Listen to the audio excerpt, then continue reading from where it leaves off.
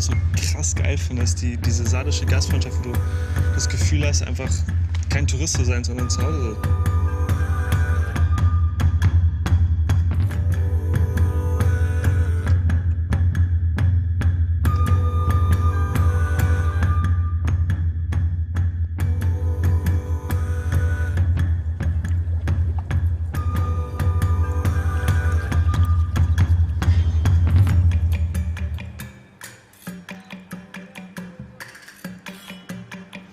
Und vor allem das Essen ist phänomenal.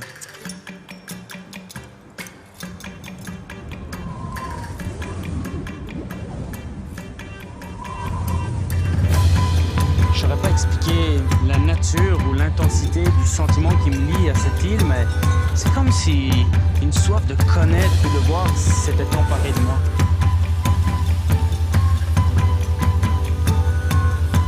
We've discovered a corner of paradise for us and for him. It's really an incredible place. Difficult to put into place how peaceful this place is. You have to really be here to experience it.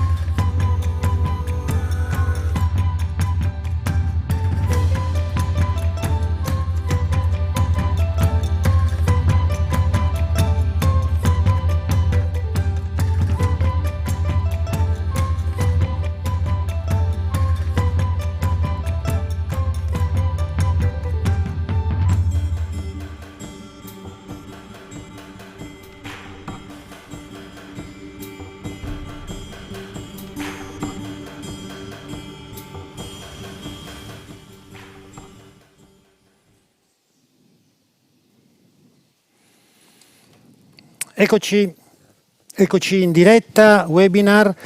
Fra qualche istante avremo anche la diretta radiolina, quindi abbiamo preso questo piccolo cuscinetto tecnico per sincronizzarci con la radio. A fianco a me il professor Antonio Usai, che ringrazio. Buonasera a tutti, ben ritrovati. Grazie Antonio, grazie di essere qui. Antonio Usai è ispiratore del programma Sardinia Tourism Call to Action. È un programma che va avanti, come i nostri fedeli ascoltatori e diciamo fruitori del web sanno, va avanti ormai dal 2017. Abbiamo il piacere di avere una bella squadra che lavora con noi.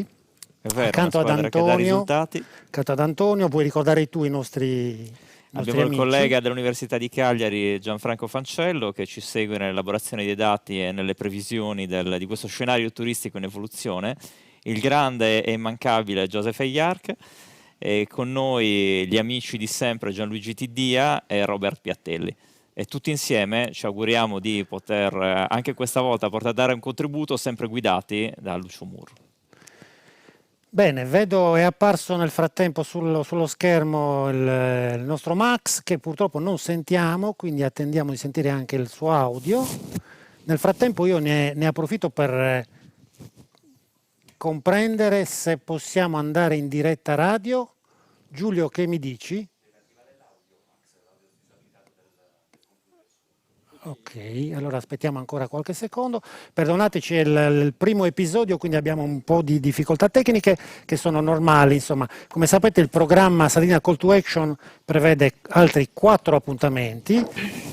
Max, ci sei adesso? Ci siamo. Eccoci qua, perfetto. Quindi no, noi abbiamo già aperto, rispetto a quello che ci eravamo detti prima, abbiamo già aperto la diretta su Radiolina, perché avevamo un orario a Cagliari che era diverso. Scusate, ma c'è il fuso orario tra Cagliari e Roma, quindi cercate di capire che qualche problemino di fondo c'è stato all'inizio, ma noi l'abbiamo già risolto e quindi possiamo andare con questo nuovo appuntamento, questo call to action che si ripropone, è il secondo evento e quindi ritroviamo amici già visti con i quali abbiamo già parlato e con il padrone di casa Lucio Murro, al quale do immediatamente la linea.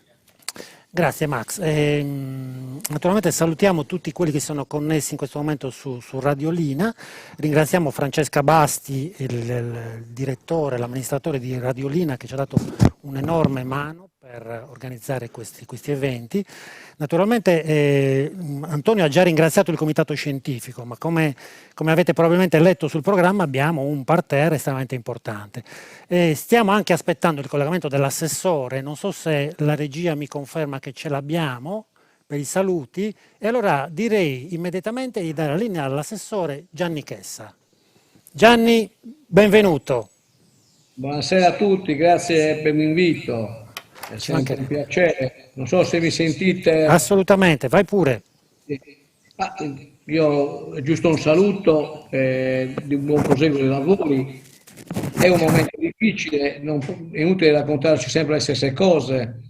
È chiaro che, vedete che anche oggi si lavora con videoconferenze, però bisogna anche prepararci e cogliere questa pandemia come una grande opportunità di crescita e di riscatto. Io credo che lo abbiamo già fatto, io l'ho fatto personalmente in questi 2 mesi, come vedete su ciò che ho sempre detto lo sto portando avanti, e i grandi eventi sportivi ci hanno messo 2 mesi nella vetrina mondiale. Si parla di Sardegna in tutto il mondo, d'altronde un padel che è l'unica regione che l'ha fatto è la Sardegna in Italia, l'ATP 250 di tennis e tanti altri campionati del mondo, il rally, il triathlon, sono dirette televisive, dirette Sky.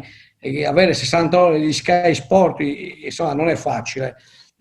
Quindi è chiaro che molta gente non era presente, però milioni di persone, insomma, qui stiamo parlando proprio di milioni di persone, tra poco farò anche una conferenza stampa per dare i dati di quante persone nel mondo ci hanno visto. E quindi si parlava della destinazione Sardegna. Ecco, io la destinazione Sardegna, l'invito che faccio anche a tutti voi, la vedo sempre in modo più pratico.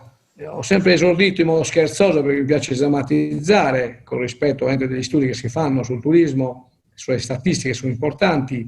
Qui o vengono in aereo o vengono in nave, in canotto arriva un altro tipo di persone che a noi non interessa. E quindi è chiaro che bisogna ragionare partendo da quello che sono le criticità della Sardegna, che sono i trasporti. Storicamente la Sardegna ha una criticità sui trasporti che non riusciamo a vincere questa battaglia di avere questa autonomia. Però non è che bisogna nemmeno buttarsi giù dal bastione e darsi per persi. Quest'anno non cantiamo vittoria, ma mentre altri, sono stati molte regioni sofferenti, noi abbiamo pianto meno rispetto ad altre regioni. La Sardegna, l'80% ha sempre vissuto di turismo sulla costa, sul mare.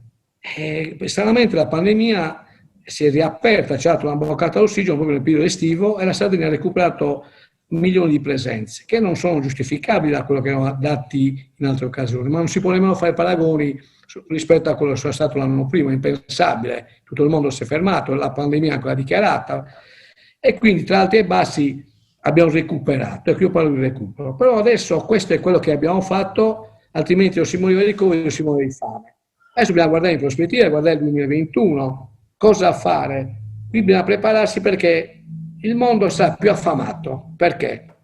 Perché adesso saranno tutti a caccia di turismo, di turisti, quindi prenderanno eventi. Adesso come passerà? Se Dio vuole ne usciamo, sarà gennaio, febbraio, chi dice qualche mese prima, qualche mese dopo. Io non sono un economista, però dico ne usciremo, e allora dobbiamo essere pronti e farci trovare pronti. Pensate che per quanto mi riguarda, tra le tante cose che stiamo facendo e programmando questo assessorato, ho già bloccato, e non è poco, 14 grandi eventi mondiali. Quindi non sto parlando del torneo di calcetto, sto parlando di eventi mondiali, di tutti i tipi, di tutti i generi. Qui ci serve portare gente. Il PIL della Sardegna cresce se arriva gente da fuori, non che ce la sogniamo, ce la cantiamo tra di noi.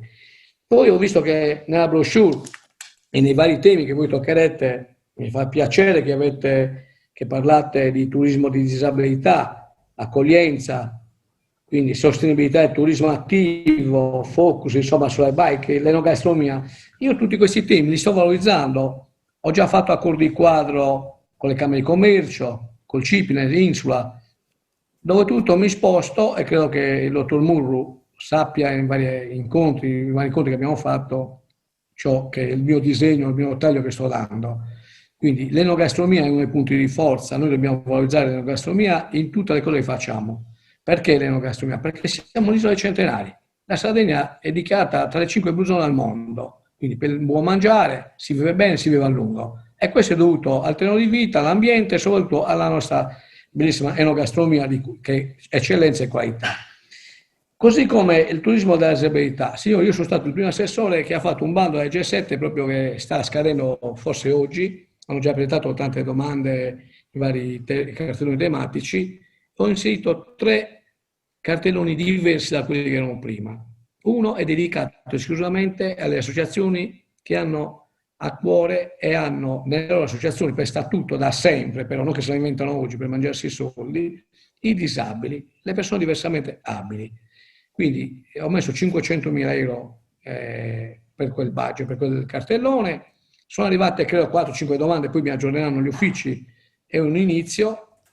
Comunque sto dando un taglio diverso, così come l'ho dato ai grandi eventi sportivi, li sto separando dalle sagre paesane, che non sono quelle che portano turisti.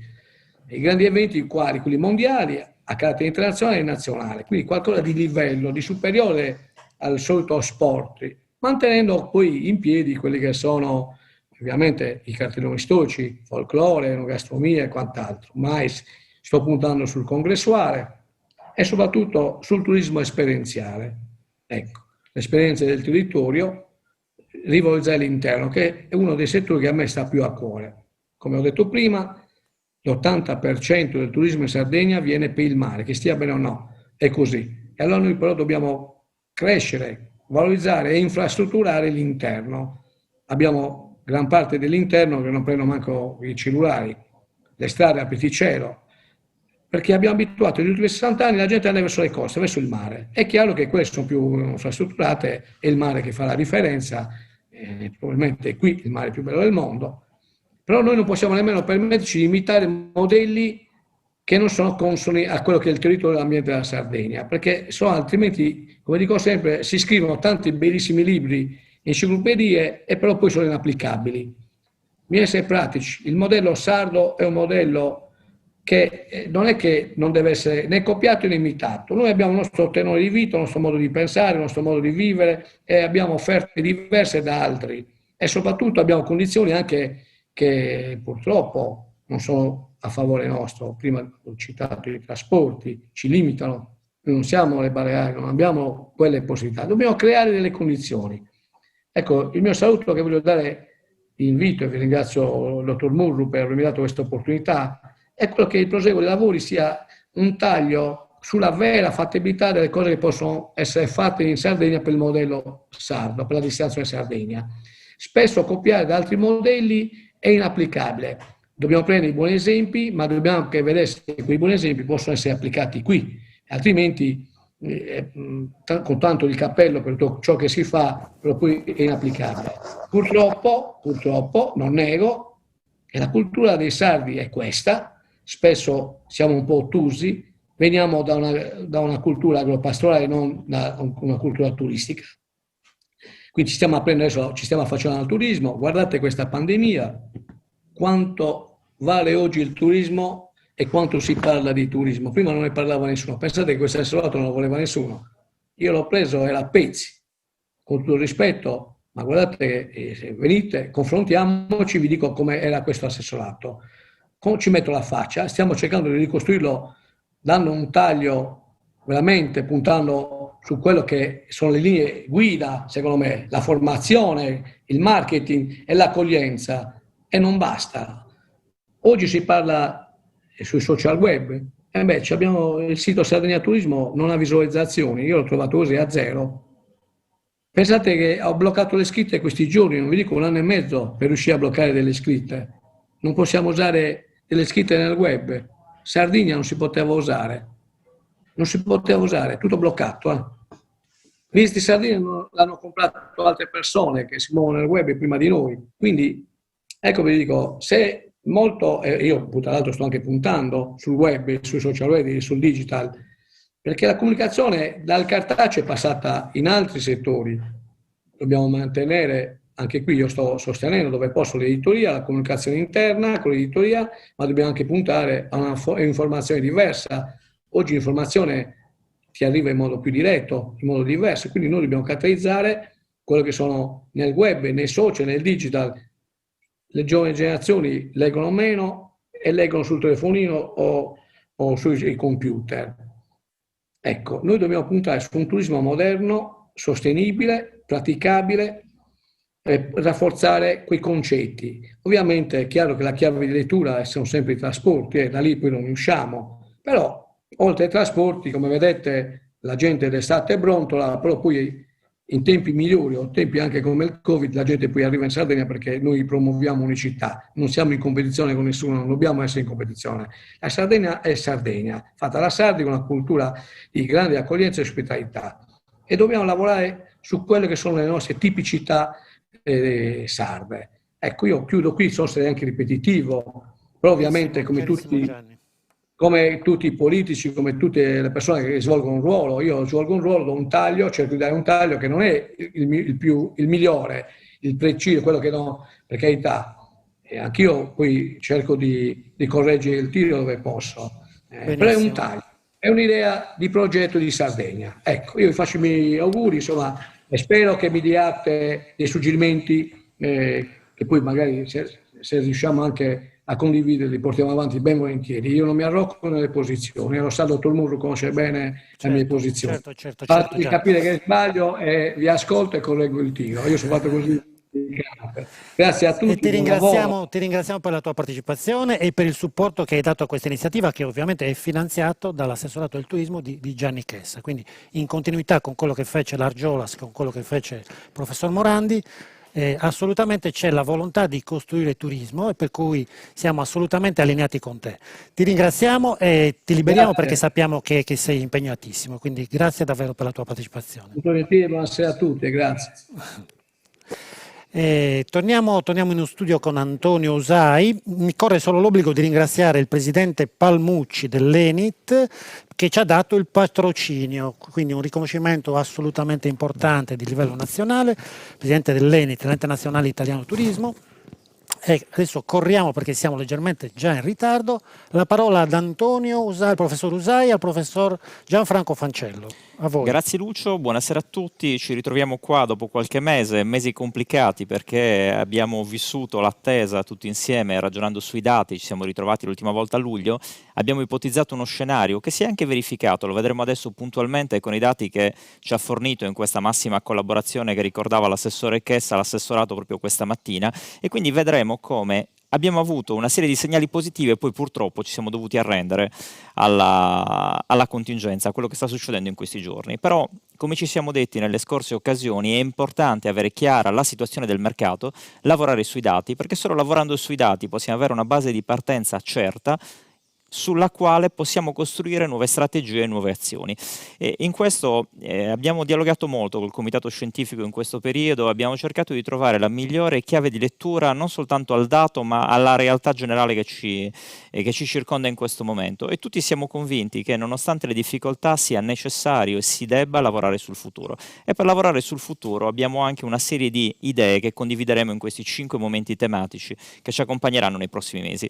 Ecco allora che possiamo condividere insieme alcuni dati. Sono dati che tutti noi potremmo avere modo di analizzare con l'open data che è disponibile su internet grazie all'opera dell'assessorato del turismo. Ecco allora che i dati su cui lavoriamo e su cui abbiamo lavorato sono quelli del SIRED. Capirete tutti che sono dati parziali. Il SIRED ci ha concesso di condividere, grazie all'assessorato, i dati che riguardano il 2020, gennaio-agosto, con una proiezione sull'andamento della stagione in termini di arrivi, ovvero tutti i turisti che sono arrivati in Sardegna con riferimento ad un campione che più o meno nella media si aggira sul 30% delle strutture ricettive in Sardegna.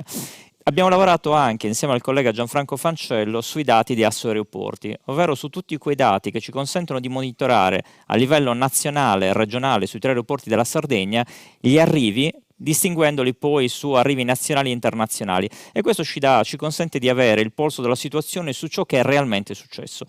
Tutto questo ci dà una serie di input immediati. Il primo, la Regione Sardegna ha lavorato bene Però è evidente che il calo del trasporto nazionale e internazionale ha prodotto una diminuzione sensibile degli arrivi di turisti sia italiani che stranieri, molto più quelli stranieri sono diminuiti rispetto a quelli italiani, e questo ci ha consentito di avere un primo panorama pratico su ciò che è successo. La seconda cosa è che se andiamo a vedere le serie storiche, abbiamo lavorato sulla serie storica 2000-2020, cosa è successo negli ultimi 20 anni al turismo in Italia e in Sardegna, e anche qua abbiamo l'amara constatazione, ci siamo resi conto che gli ultimi fatti, l'attualità, ahimè, ci ha fatto bruciare tutti i passi avanti che avevamo fatto in questi 20 anni, cioè abbiamo avuto una diminuzione pressoché totale, cioè un abbattimento totale di tutto quel numero di turisti stranieri in particolare che avevamo conquistato negli anni, il che non vuol dire che la Sardegna è meno competitiva. Come diceva l'assessore Chessa, noi abbiamo tutti gli elementi per essere competitivi e per attrarre i turisti. Tuttavia, il calo del blocco del trasporto aereo e tutti i limiti imposti dall'attuale pandemia ci hanno portato ad avere dei risultati effettivamente non positivi.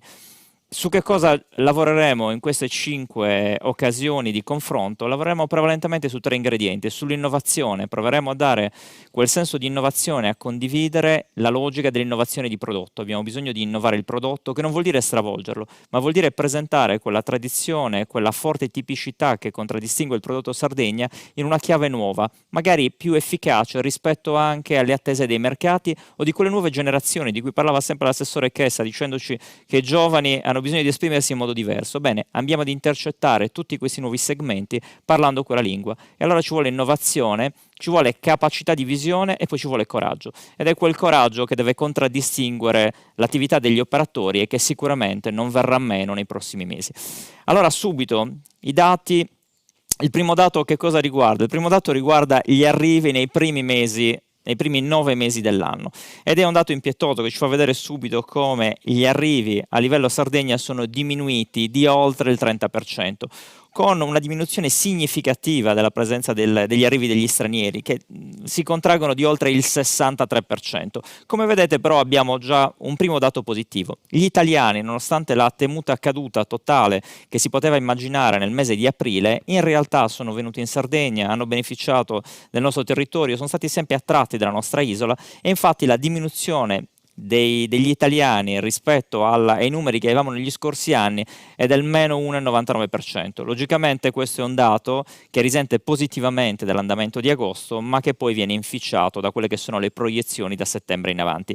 Come potete vedere, lo accennavo poc'anzi, il dato su cui stiamo lavorando è un dato in progress, è un dato provvisorio che riguarda circa 3.400 strutture ricettive, che rappresentano in questo caso circa un po' meno del 30% del totale delle strutture che o meglio, un po' meno del 30% dei posti letto attualmente disponibili in Sardegna. Ecco allora che come si sono divisi questi arrivi, lo vedete subito dalla torta. Nel 2019 avevamo più o meno un'equivalenza italiani e stranieri, con gli italiani che andavano sul 54%, gli stranieri al 45%. Primi 9 mesi del 2020 il mondo si ribalta completamente, abbiamo uno shock importante, gli stranieri si riducono alla percentuale del 24,1% rispetto ad una percentuale sempre molto importante degli italiani. Gli italiani arrivano al 75%. Andiamo ancora su un altro dato, qua abbiamo lavorato su un altro campione ancora, cioè abbiamo lavorato sui diversi mesi di questa parte dell'anno, cioè abbiamo lavorato su tutti i mesi del 2020, tutti i mesi disponibili. Per ogni mese abbiamo un campione differente, e questo dipende da tanti fattori. Pensate a gennaio-febbraio, le strutture aperte sono poche e quindi abbiamo una percentuale rispetto al totale dei posti letto che va dal 26 al 27%, per poi arrivare a marzo con un decremento che è legato prevalentemente al lockdown e in particolare è legato alla fase contingente della pandemia. Stessa cosa ad aprile, vedete le strutture aperte e i posti letto disponibili sono realmente esigui, sono il 5% del totale, e ahimè hanno difficoltà anche a lavorare perché sia il mercato interno che quello nazionale e internazionale sono in totale contrazione. Vediamo la ripresa nel mese di giugno, maggio ancora una ripresa lenta, per poi vedere che le strutture che conferiscono i dati e quindi il nostro cluster di riferimento cresce, per arrivare ad un luglio ed un agosto dove già lavorare sul 56% dei posti letto ci dà una prospettiva interessante, per poi arrivare a settembre, perché abbiamo anche il dato in proiezioni di settembre che ci porta ad un 29,9%. Alcune percentuali per poi dare la parola a Gianfranco. Abbiamo tempi limitati, ma nei prossimi appuntamenti sicuramente potremo approfondire questi numeri a beneficio di tutti. Guardate, già questo dato scomposto per mesi ci regala una grande realtà. Gennaio-febbraio stavamo lavorando bene, gennaio-febbraio stavamo lavorando con numeri interessanti, con dei numeri che ci consentivano di avere già una speranza, perché lavorare su gennaio e febbraio in crescita significava che il nostro prodotto stava iniziando a destagionalizzarsi e che gli sforzi fatti stavano riuscendo ad raccogliere i risultati sperati. E allora poi però vediamo subito marzo con un meno 78%, aprile con un meno 95%, maggio risale un pochino il numero degli arrivi, ma evidentemente ancora siamo segnati dalla pandemia. Giugno è quella fase tiepida nella quale c'era molto effetto attesa, non si capiva bene se lo sviluppo della pandemia poteva assisterci verso una fase di vacanze serene oppure no, ma ecco allora che a luglio questa contrazione scende ancora al 37% e un agosto segnato da un meno 12%, per poi riandare su settembre dove evidentemente la contrazione è importante. Quindi io mi fermerei su questi dati per poi vedere con Gianfranco quali sono gli arrivi sugli aeroporti, però la raccomandazione è importante. I dati, come sempre, come abbiamo fatto nei nostri appuntamenti ormai usuali, devono essere utilizzati per avere una base di partenza. Non facciamoci confondere da questi dati fortemente negativi, perché sul 2021, se saremo assistiti anche da uno sviluppo positivo della pandemia, sicuramente potremo fare bene e intercettare tutti quei flussi che oggi sono molto disorientati. Gianfranco. Sì, grazie Antonio, intanto buonasera a tutti. Dunque il mio compito è quello in pochi minuti di completare le analisi che ha già svolto Antonio e che riguardano il sistema dei trasporti. Già l'assessore nel suo intervento ha evidenziato quali siano gli aspetti fondamentali e necessari perché appunto il sistema dei trasporti sia complementare alle politiche sul turismo. Quindi il mio compito in questi appuntamenti è quello di leggere un po' i numeri, i trends che riguardano il sistema dei trasporti e dare qualche lettura di dettaglio. Oggi per questione di tempo ci limiteremo a dare giusto qualche scenario. Dunque partiamo da dove ci siamo salutati. Ci siamo salutati a maggio-giugno, dove si iniziava ad intravedere, questa è una slide che proiettai in uno dei seminari scorsi dell'ultimo Sardinia Call to Action, dove Served, che è un'azienda che si occupa di analisi di mercato, con dati di maggio faceva delle previsioni intorno al 2021. Vi invito solo a guardare questi due dati gialli e rossi, che dicevano che in una condizione pessimistica per il 2021 avremmo avuto un meno 16% in una condizione pessimistica rispetto al 2019 e un meno 2,4% invece in uno scenario ottimistico. Cioè si ragionava 3 mesi fa, non 20 anni fa, 3 mesi fa, sul fatto che il 2021 ci sarebbe stata una ripresa importante e si vede anche dall'andamento di questi dati in termini di fatturato delle imprese che operavano nel turismo e nei trasporti. Quindi, diciamo, si disegnava uno scenario positivo. In realtà però i dati, qui vedete un grafico di Eurocontrol che definisce il traffico del trasporto aereo a metà settembre di quest'anno, in realtà la situazione è cambiata. Guardate un po' cosa è successo. La linea nera riguarda il traffico rilevato. Noi abbiamo, rispetto a un valore 0, che era il valore misurato a gennaio, ad agosto avevamo un meno 51%, però i modelli prevedevano, come vi ho spiegato prima, un incremento continuo sino ad arrivare a febbraio 2021 con un solo meno 15%. In realtà che cosa abbiamo? Abbiamo il fatto che per i primi 3 mesi la curva ha iniziato invece ad abbassarsi, quindi con diminuzioni intorno al 50-56% e una previsione per il febbraio 2021 di un meno 50% rispetto all'anno precedente. Eurocontrol ci dice che ben 1/3 degli aeroporti è a rischio fallimento e dice che soprattutto gli aeroporti regionali sono quelli più a rischio, con circa 227.000 posti di lavoro e circa 12 miliardi scusate, di euro di PIL europeo. Quindi disegna uno scenario che è uno scenario abbastanza complesso, allarme che viene poi introdotto anche con un articolo uscito ieri, guardate la data, il 28 ottobre appunto di quest'anno, quindi ieri, dove il Corriere della Sera lancia un segnale d'allarme, dice che il traffico del trasporto aereo è ai livelli del 95%, tra marzo e settembre un crollo dell'83% e un circa meno 70% rispetto ai dati del 2019.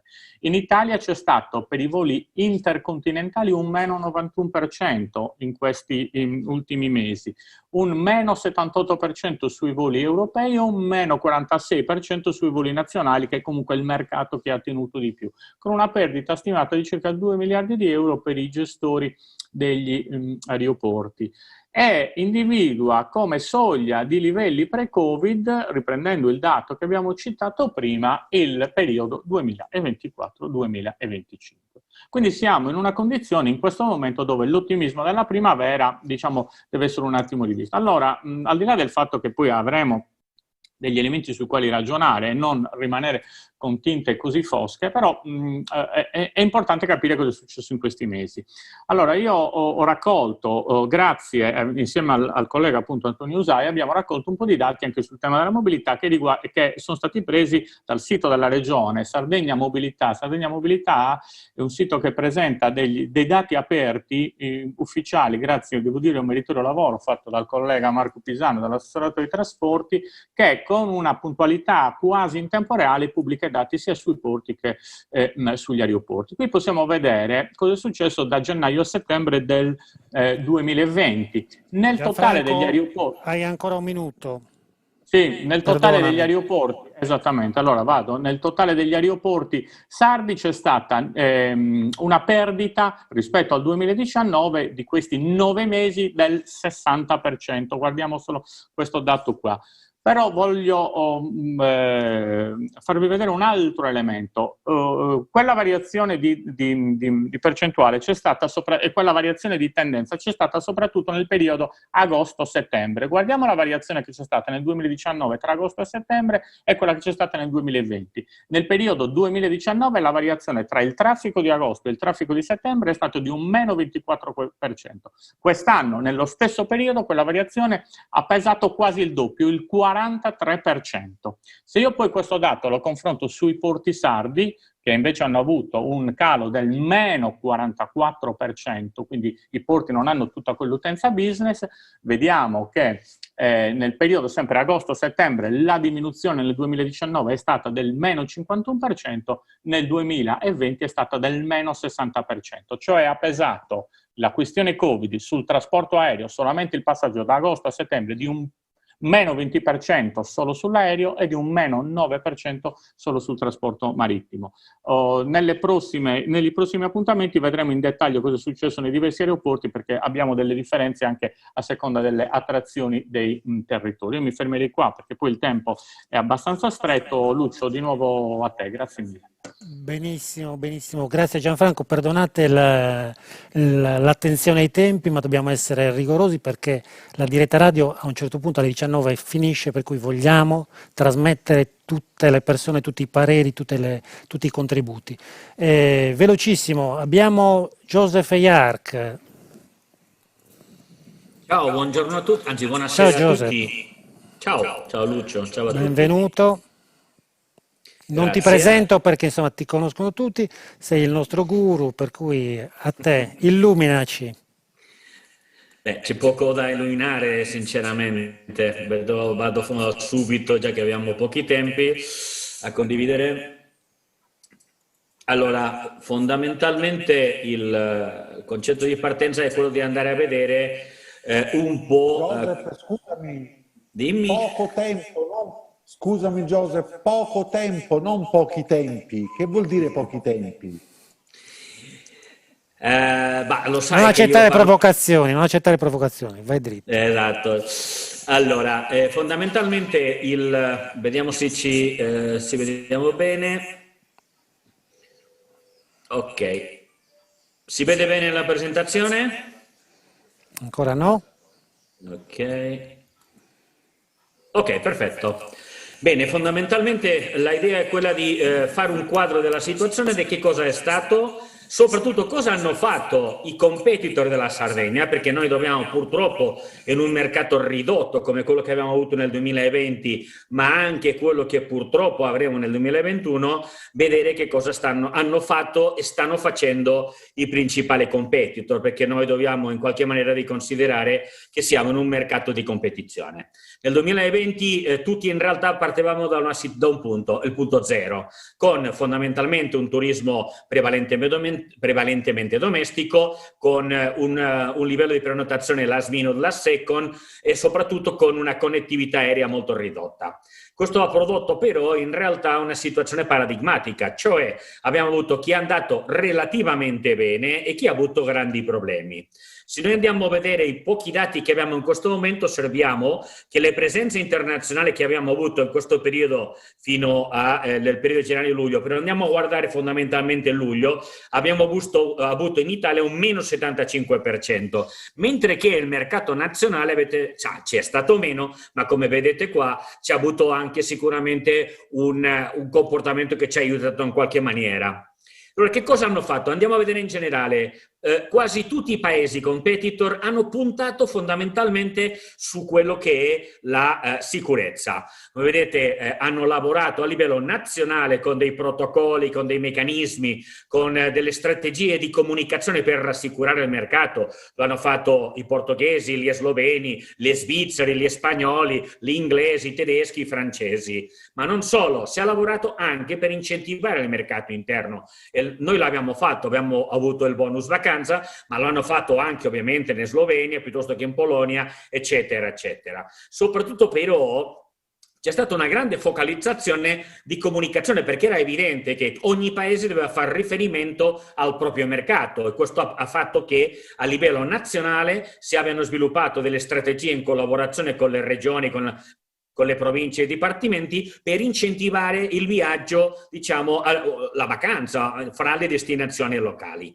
Ma fondamentalmente c'è importante che i nostri competitor non hanno dimenticato il posizionamento, non hanno dimenticato il mantenere il posizionamento sul mercato internazionale, puntando, curiosamente analizzando la comunicazione, osserviamo che c'è fondamentalmente tre concetti. Uno, la sicurezza, e il secondo il fatto di ritorna da noi ci siamo, e soprattutto la rassicurazione. E vediamo alcuni casi concreti. Come l'hanno affrontato? Ad esempio, la Catalogna ha fatto fondamentalmente pubblicità puntando sui segmenti, ma anche puntando su quello che è il mercato locale e il proprio, diciamo, residente in regione, ma anche e soprattutto sul mercato spagnolo, con delle strategie di comunicazione specifiche.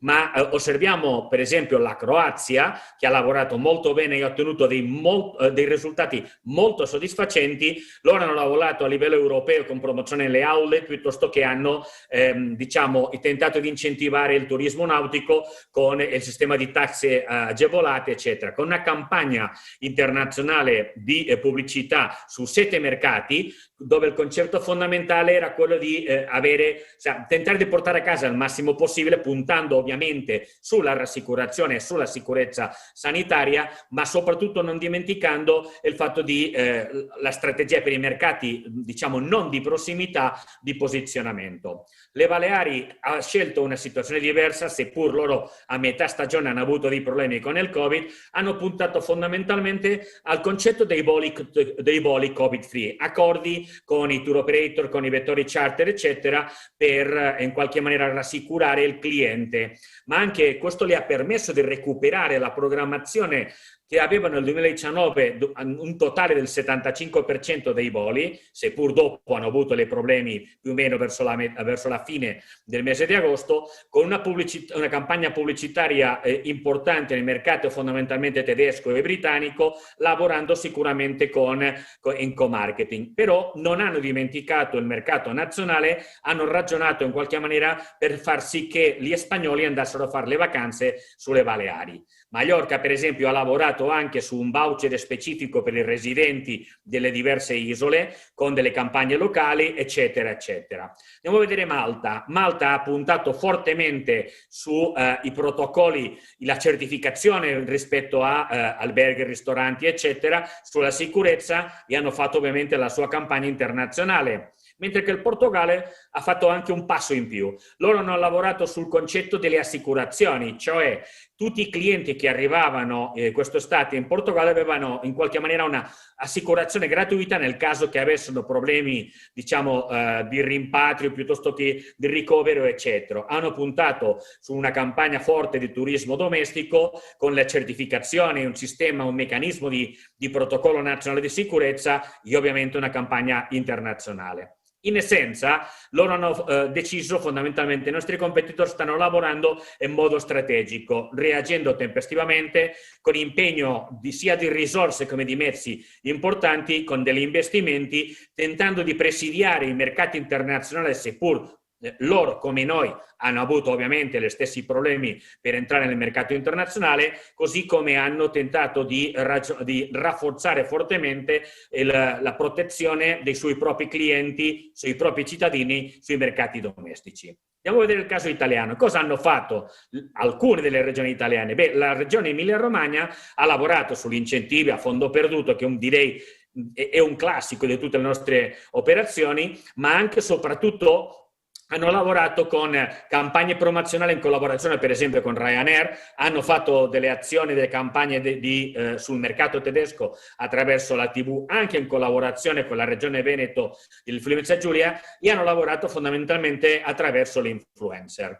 La Liguria si è concentrato nella comunicazione con una campagna TV soprattutto a livello nazionale e ovviamente per le aziende sostegni e contributi a fondo perduto per un importo di 38 milioni.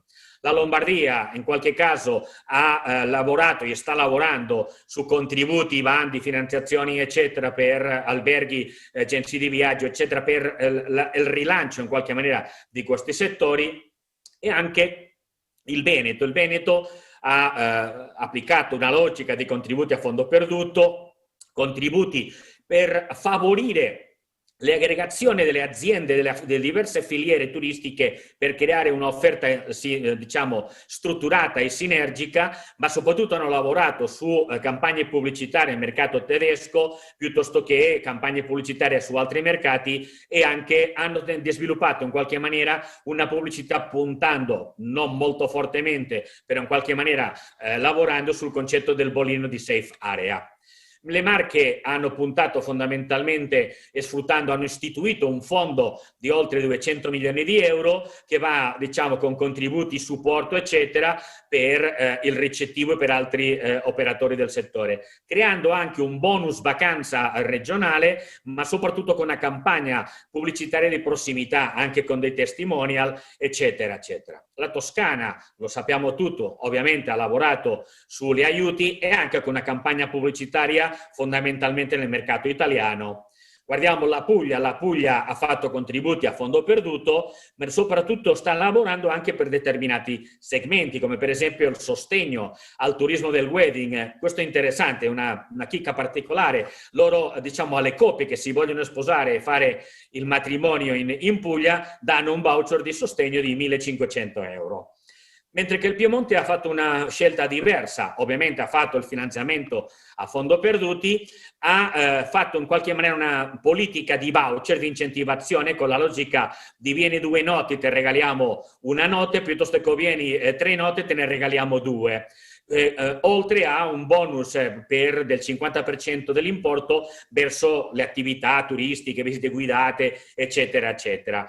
Hanno puntato molto su tutto quello che è l'offerta dell'outdoor e anche con, ovviamente, tutto questo con una campagna pubblicitaria indirizzata ai mercati di prossimità. La Sicilia, lo sappiamo, ha lavorato sul concetto del voucher verso il ricettivo, incentivando i clienti a venire dandoti, diciamo, delle agevolazioni piuttosto che degli importanti sconti con questo programma che loro chiamano Sea Sicily, dove hanno destinato 74 milioni, che prevede ovviamente sconti piuttosto che bonus per andare sul ricettivo, sulle guide, eccetera, ma anche per esempio se uno va su musei hotel eccetera ti rimborsano il ticket, e anche voucher di sconto per quanto riguarda all'importo complessivo diciamo, dei voli dei turisti. Andiamo a vedere, abbiamo visto fondamentalmente come si hanno mosso più o meno tutti, ma andiamo a ragionare il 2021. Cosa vuole in pentola? Cosa stanno già facendo? Beh, fondamentalmente dobbiamo capire che cosa si prevede per i prossimi mesi. Beh, fondamentalmente si prevede che, è evidente che c'è voglia di vacanza, come vedete qua, il 38%, il 39% degli europei vuole fare vacanza verso altri paesi, non soltanto il suo paese, mentre che il 40% lo vuole fare ovviamente nel suo proprio paese. Ci sarà ovviamente turismo nazionale, domestico, ma probabilmente nel 2021 avremo già una crescita del turismo internazionale. Quello che è importante, una buona notizia per la Sardegna, è che il mare, la vacanza balneare, continua a essere, diciamo, importante. Il 25% degli europei ha molto chiaro che il tipo di vacanze che vuole fare questo 2021 è ovviamente il balneare, però soprattutto consideriamo che la priorità number one continuerà a essere la sicurezza, la rassicurazione. Il 14% vuole rilassarsi, star tranquillo, eccetera, ma fondamentalmente il concetto che tutti, sia destinazione come ovviamente gli operatori, dobbiamo considerare è che ancora, e questo rimarrà probabilmente, la sicurezza e la rassicurazione, diciamo, sanitaria sarà fondamentale. Pertanto, quello che noi sappiamo già nel 2021 è che sanno le destinazioni e che avremo elementi importanti. Uno, che il concetto di stagionalità è cambiato, non c'è più la stagionalità di picco che avevamo, cioè che i flussi saranno sicuramente di domanda molto più distribuiti rispetto a quello che era prima del Covid.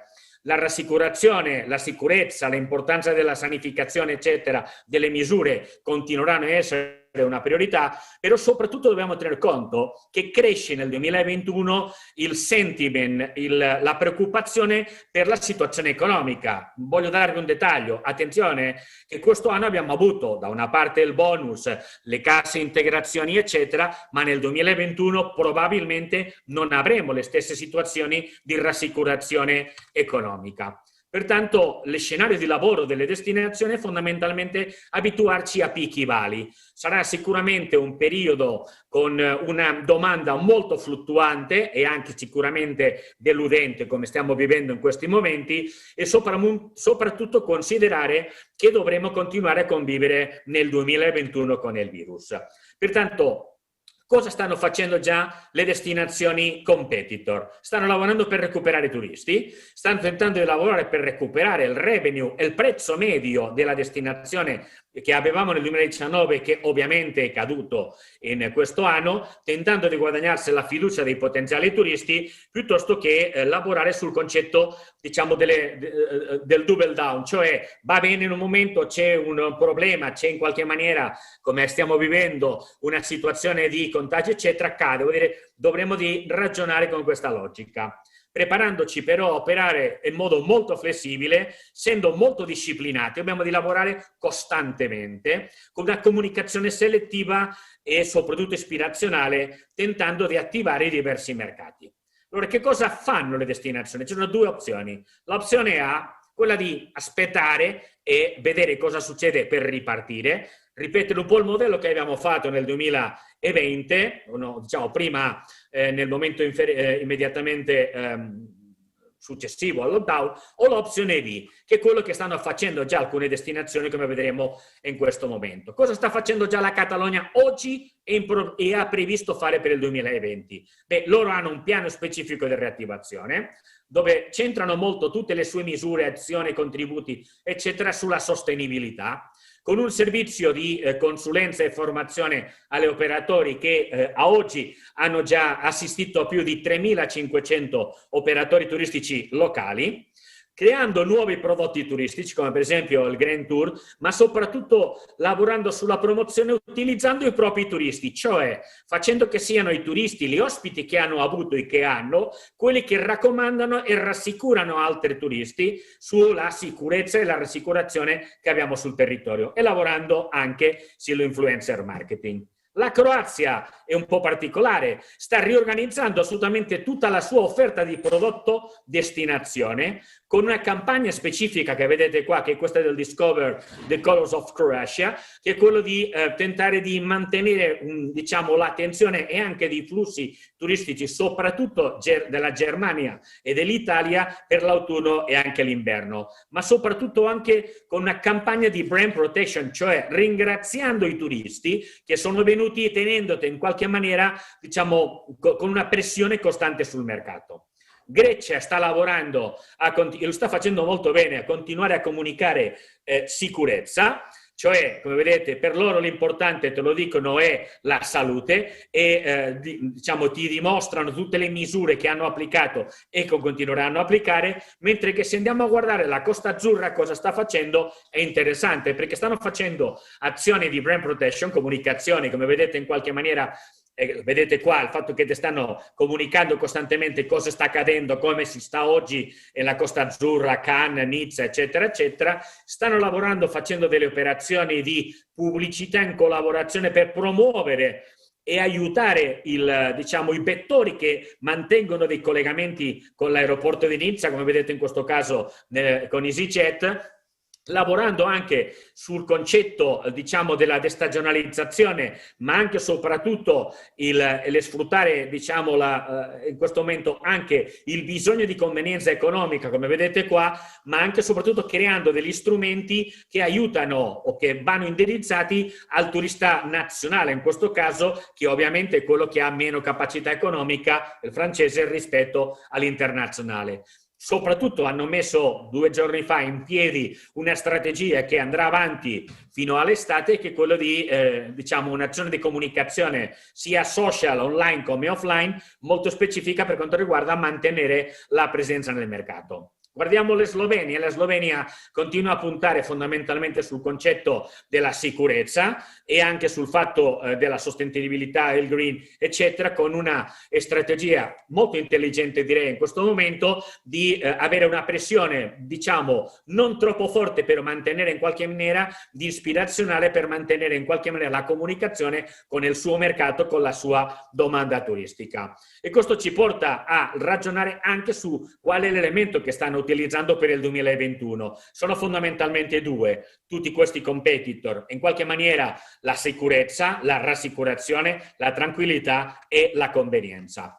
E vediamo anche casi particolari, quello che sta facendo Valencia. Valencia ha fatto a livello regionale un bono turistico che diciamo, ti copre fino al 70% dell'importo della tua vacanza, fatto fondamentalmente per i residenti nella regione ma anche nel mercato spagnolo, con l'obiettivo fondamentale che è quello di mantenere attivo anche in inverno, cioè in autunno e inverno, tutto il settore turistico. E questo ci porta sicuramente anche a un altro elemento: stanno lavorando sulla logica dei corridoi sicuri, cioè con i vettori aerei, e questo per esempio stanno facendo un'operazione interessante mercato tedesco e mercato britannico, e in particolare sul concetto della destinazione Benidorm Island, con delle campagne di brand protection e ovviamente hanno inventato una card per agevolare gli sconti per i turisti. Quello che stanno facendo anche interessante... Ancora un minuto.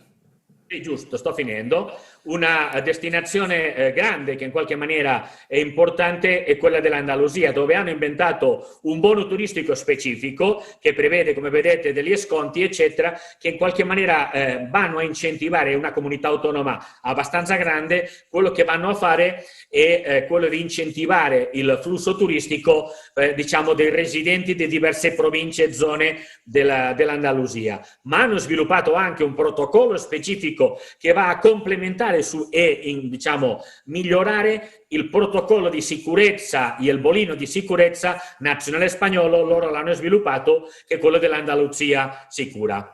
E questo ci porta ovviamente alle strategie di brand protection che stanno facendo anche in questi momenti a livello europeo, ma soprattutto stanno ragionando, creando un'assicurazione che ti dice che tutti i turisti che arrivano e fanno la sua vacanza in Galizia sono coperti, cioè si possono trovare nel caso che prendano il Covid, che le spese che possono avere in qualche maniera del rincovero, eccetera, saranno coperte, come anche il rimpatrio. Nel caso, per esempio, che decidano di rimanere a fare la quarantena in destinazione, saranno installati in alberghi specifici di 5 stelle con le spese totalmente coperte. Questo ci porta fondamentalmente a un concetto. Cosa stanno già facendo le destinazioni? Consideriamo che avremo una staycation, pertanto quasi tutti stanno lavorando in mantenere l'interesse nel mercato, domestico, per avere un cuscinetto forte di domanda per questo anno. Grazie per la vostra attenzione. Grazie Joseph, grazie davvero, è stata una panoramica interessantissima, credo che gli operatori ce ne renderanno merito. Vedo intanto Vincenzo Serra collegato, uno dei nuovi dirigenti dell'assessorato al turismo. Buongiorno Vincenzo, e tra poco sentiremo anche lui. Direi di dare subito la parola a Leopoldo Gasbarro, direttore di Wall Street Italia, economista e scrittore. Leopoldo? La regia si prende qualche istante. Ecco che buonasera, ben trovati. Eccoci. Buonasera a tutti. Ben trovato, benvenuto. A lei la parola. No, mi piacerebbe entrare in collegamento con voi cercando di portarvi un po' di ottimismo in un momento così particolare come quello che stiamo vivendo, perché stavo scrivendo proprio mentre aspettavo di collegarmi con voi l'articolo che uscirà domani sul quotidiano Il Giornale, in una rubrica che io faccio sistematicamente nelle pagine di economia ogni venerdì, che si intitola Mercati che fare, ma di mercati non parlo in maniera specifica. Quest'oggi parlo di quella che è stata definita in un film che parlava della seconda guerra mondiale, l'ora più buia, no? Sembra di vivere l'ora più buia in questo momento, e quando c'è buio attorno a noi facciamo fatica a vedere anche cose che ci possono in qualche modo attrarre verso un futuro un pochino più roseo. Io faccio una considerazione, prendo in prestito una frase di Sant'Agostino che diceva sempre che il passato è il ricordare di oggi e che il futuro è l'immaginare di oggi. Allora, se io chiedessi a tutti quelli che ci stanno ascoltando che tipo di futuro immaginavano qualche mese fa, prima che la pandemia scoppiasse, io credo che tutti immaginavano un futuro molto diverso rispetto a quello che invece descriveremmo oggi se ci facessimo la stessa domanda. E questo ci dà l'idea, ci dà l'impronta di come siamo noi a cambiare la visione del futuro in funzione di quello che accade attorno a noi. Voglio cominciare però ad uscire dall'ora più buia, ad accendere un attimo una luce, un'immagine che ci possa far capire dove sta andando questo mondo nel momento in cui gestiamo la pandemia e nel momento in cui la pandemia finirà, perché noi dobbiamo partire da una considerazione: quello che stiamo vivendo è destinato a finire. In questo momento nel mondo ci sono oltre 170 case farmaceutiche che stanno studiando i vaccini, ce ne sono 7 che sono nell'ultimo stadio di verifica in tutto il mondo, ma io non voglio fare riferimento soltanto alla ricerca scientifica, perché poi sembra quasi che ci attacchiamo a una flebile speranza, no? Abbiamo le terapie intensive che si stanno riempendo, abbiamo tanti dati che ci spaventano, però quello che dobbiamo in qualche modo raccontarci è quello che accade attorno a noi e lo dobbiamo vedere con cognizione di causa. Mi riferisco ad un dato. Noi viviamo un mondo ribaltato, un mondo completamente diverso da quello che avevamo soltanto 8 mesi fa. Non abbiamo più gli stessi punti di riferimento e dobbiamo cominciare a prenderne atto. La velocità con cui tutto quello che viviamo ha determinato i cambiamenti che stiamo per vivere e che sto per raccontarvi, forse neanche ce ne siamo accorti. Noi siamo passati dallo stare liberi di fare qualunque cosa facciamo all'essere chiusi in casa e probabilmente all'esserlo di nuovo fra qualche settimana. Siamo passati dall'incontrarci de visu a fare riunioni, eventi in presenza e ad essere destinati a stare lontani gli uni dagli altri. E in questo momento pensiamo che tutto quello che facevamo di buono non potremo farlo più. Vi do un ordine di grandezza, un dato. Ieri ero in una trasmissione in cui ho intervistato l'amministratore delegato di Google Italia, Vaccarono, e tra le tante cose che mi raccontava, mi ha dato un dato. Pensate, il numero di ricerche su Google nel mondo di prodotti legati al Made in Italy negli ultimi 4 mesi è aumentato del 400%. Allora, viviamo l'ora più buia o rischiamo di vivere in un mondo che noi adesso non conosciamo, non valutiamo, non riusciamo a comprendere che potrebbe diventare un mondo di opportunità straordinarie? Vi faccio un altro riferimento che è molto importante. Noi stiamo rientrando in una sorta di antico feudalesimo, dove il nostro castello diventerà casa nostra, no? Noi stiamo lì in casa, chiusi, arroccati, cercando di tenere fuori il virus, questo nemico invisibile che dobbiamo combattere. Però al tempo stesso, da casa nostra, io sono a casa mia a Milano, sto parlando con voi che siete in Sardegna, 10 minuti prima ho fatto un'altra riunione simile a questa e c'erano tante persone collegate in giro per il mondo, c'era una persona a Hong Kong, una persona a New York, una persona a Roma e me che ero a Milano. Allora, capite che tutto questo, mentre ci rinchiudiamo nel castello, sta abbattendo tutte le barriere. E quindi chi mi impedisce domattina di pensare di avere un cliente a Manhattan, un avvocato a Città del Capo, una persona con cui avere dei riferimenti ad Helsinki? Tutto quello che dobbiamo fare è cominciare a pensare che tutte le barriere di cui ci dotavamo prima in un modo o nell'altro sono barriere che in questo momento per certi versi potrebbero non esistere più. Prima ascoltavo, mentre scrivevo, il relatore che mi ha preceduto, che parlava di quello che faceva la Slovenia, di quello che facevano gli stati attorno a noi, delle assicurazioni. Pensate a quanto potete trasferire l'immagine, quanto possiamo trasferire l'immagine del nostro paese nel mondo in questo momento, con che velocità, con che rapidità, con che efficacia. Pensate a quanto io prendevo, so che sto parlando all'interno poi di una struttura aeroportuale, personalmente prendevo 150-160 voli all'anno di media per il mio lavoro.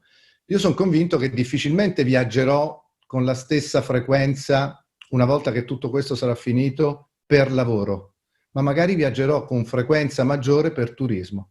Quello sì, perché avrò più voglia di spostarmi per andare a vedere quelle cose, per viverle sulla mia pelle, quelle cose che io prima non riuscivo a vedere perché non avevo il tempo per vederla.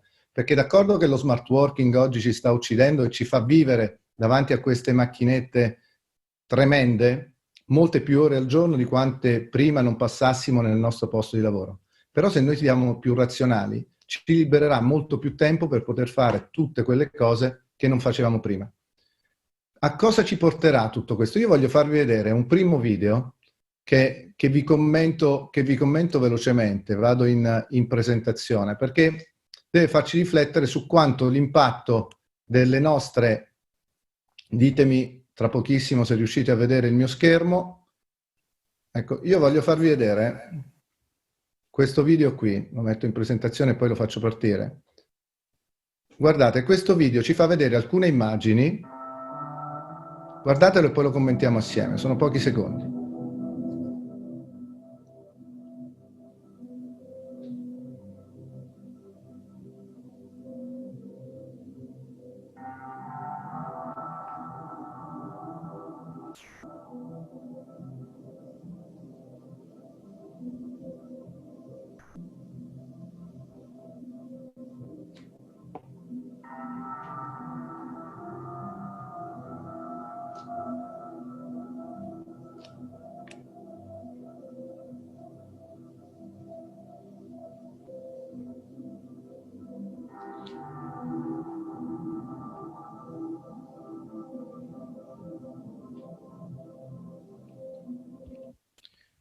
Guardate, voglio farvi vedere solo un fermo immagine, tanto per farvi comprendere di cosa stiamo parlando. Ecco, questa è la pianura padana nel periodo, scusate, l'ho messo in presentazione, quindi mi è tornato indietro. Eccolo qui. Lo vedete bene?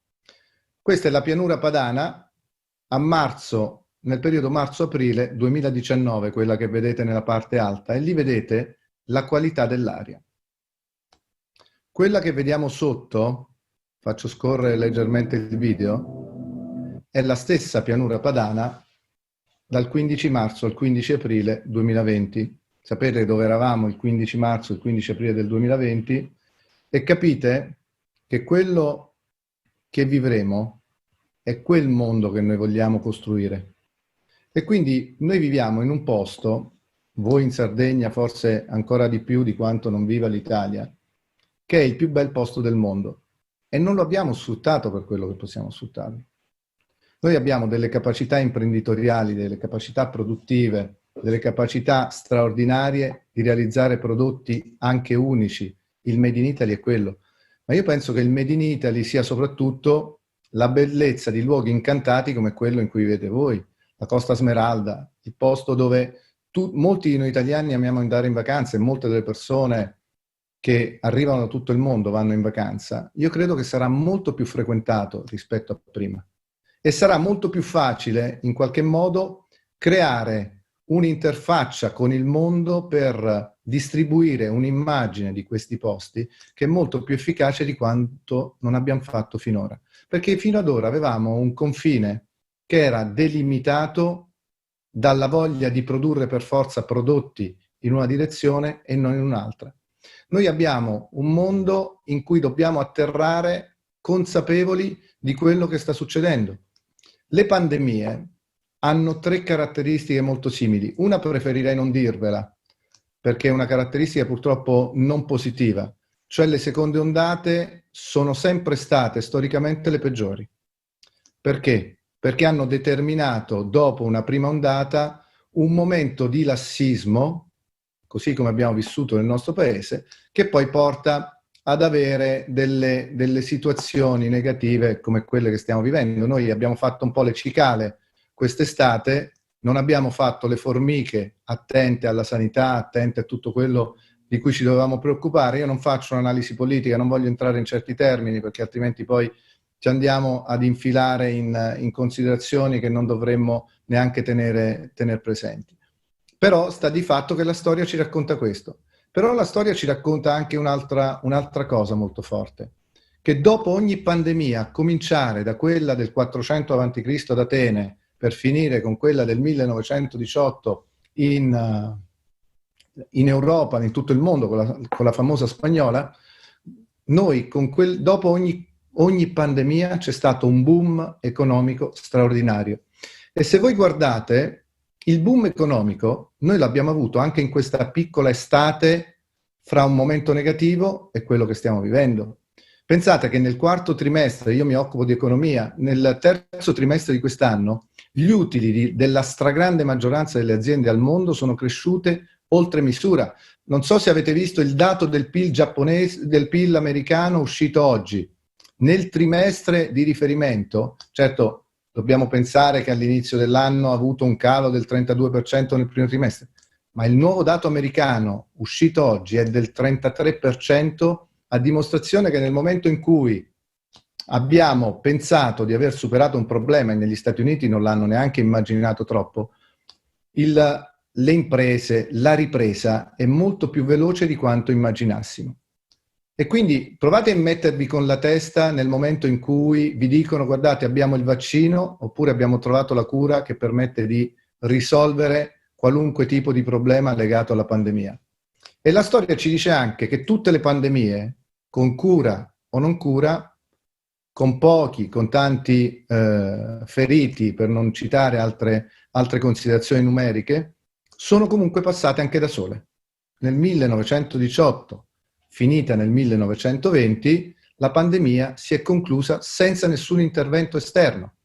E a proposito di questo, per farci capire quanto poi i corsi e ricorsi storici dovrebbero aiutarci a comprendere anche quali sono i comportamenti che dobbiamo detenere, vi faccio vedere un'immagine, adesso vado di nuovo in condivisione, un'immagine proprio di quei giorni del 1918 in cui il Comune di Milano esprimeva proprio così la sua attenzione alla pandemia. Un secondo soltanto che vado in presentazione.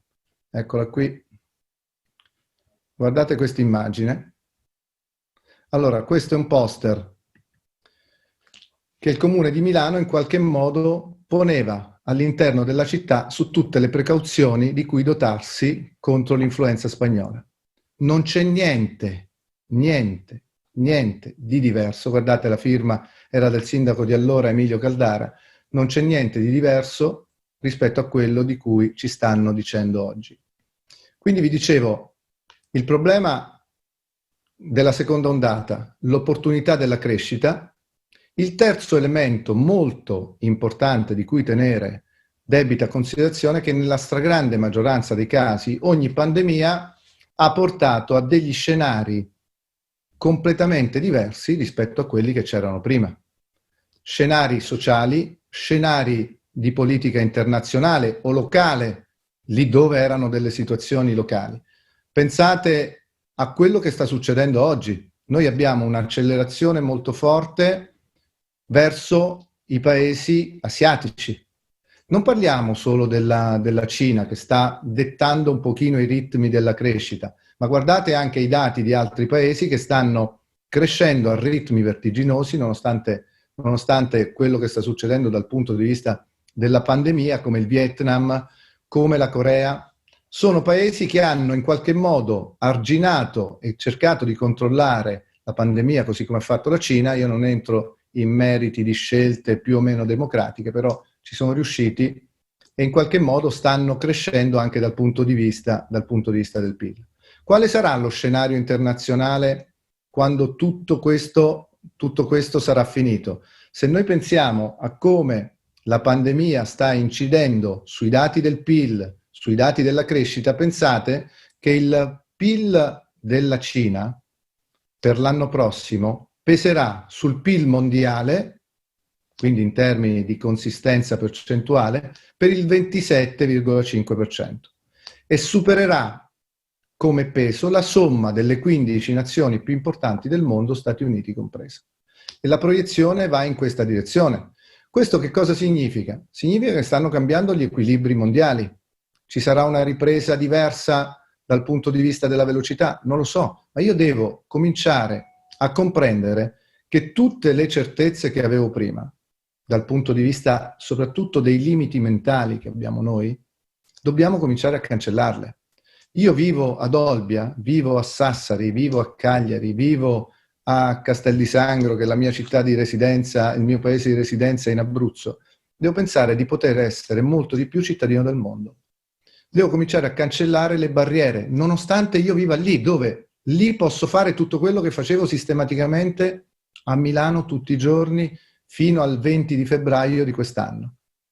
Io dal 20 di febbraio fino al 20 di febbraio avevo preso 15 aerei dall'inizio dell'anno, dal 20 di febbraio ad oggi ne ho presi soltanto 4. Ma non ho smesso di fare tutto quello che facevo, ho continuato a innovare per quanto riguarda il giornale, abbiamo creato una nuova piattaforma televisiva, abbiamo fatto tanta informazione, sono esplosi i webinar in maniera straordinaria, sono esplose riunioni come quella che stiamo vivendo.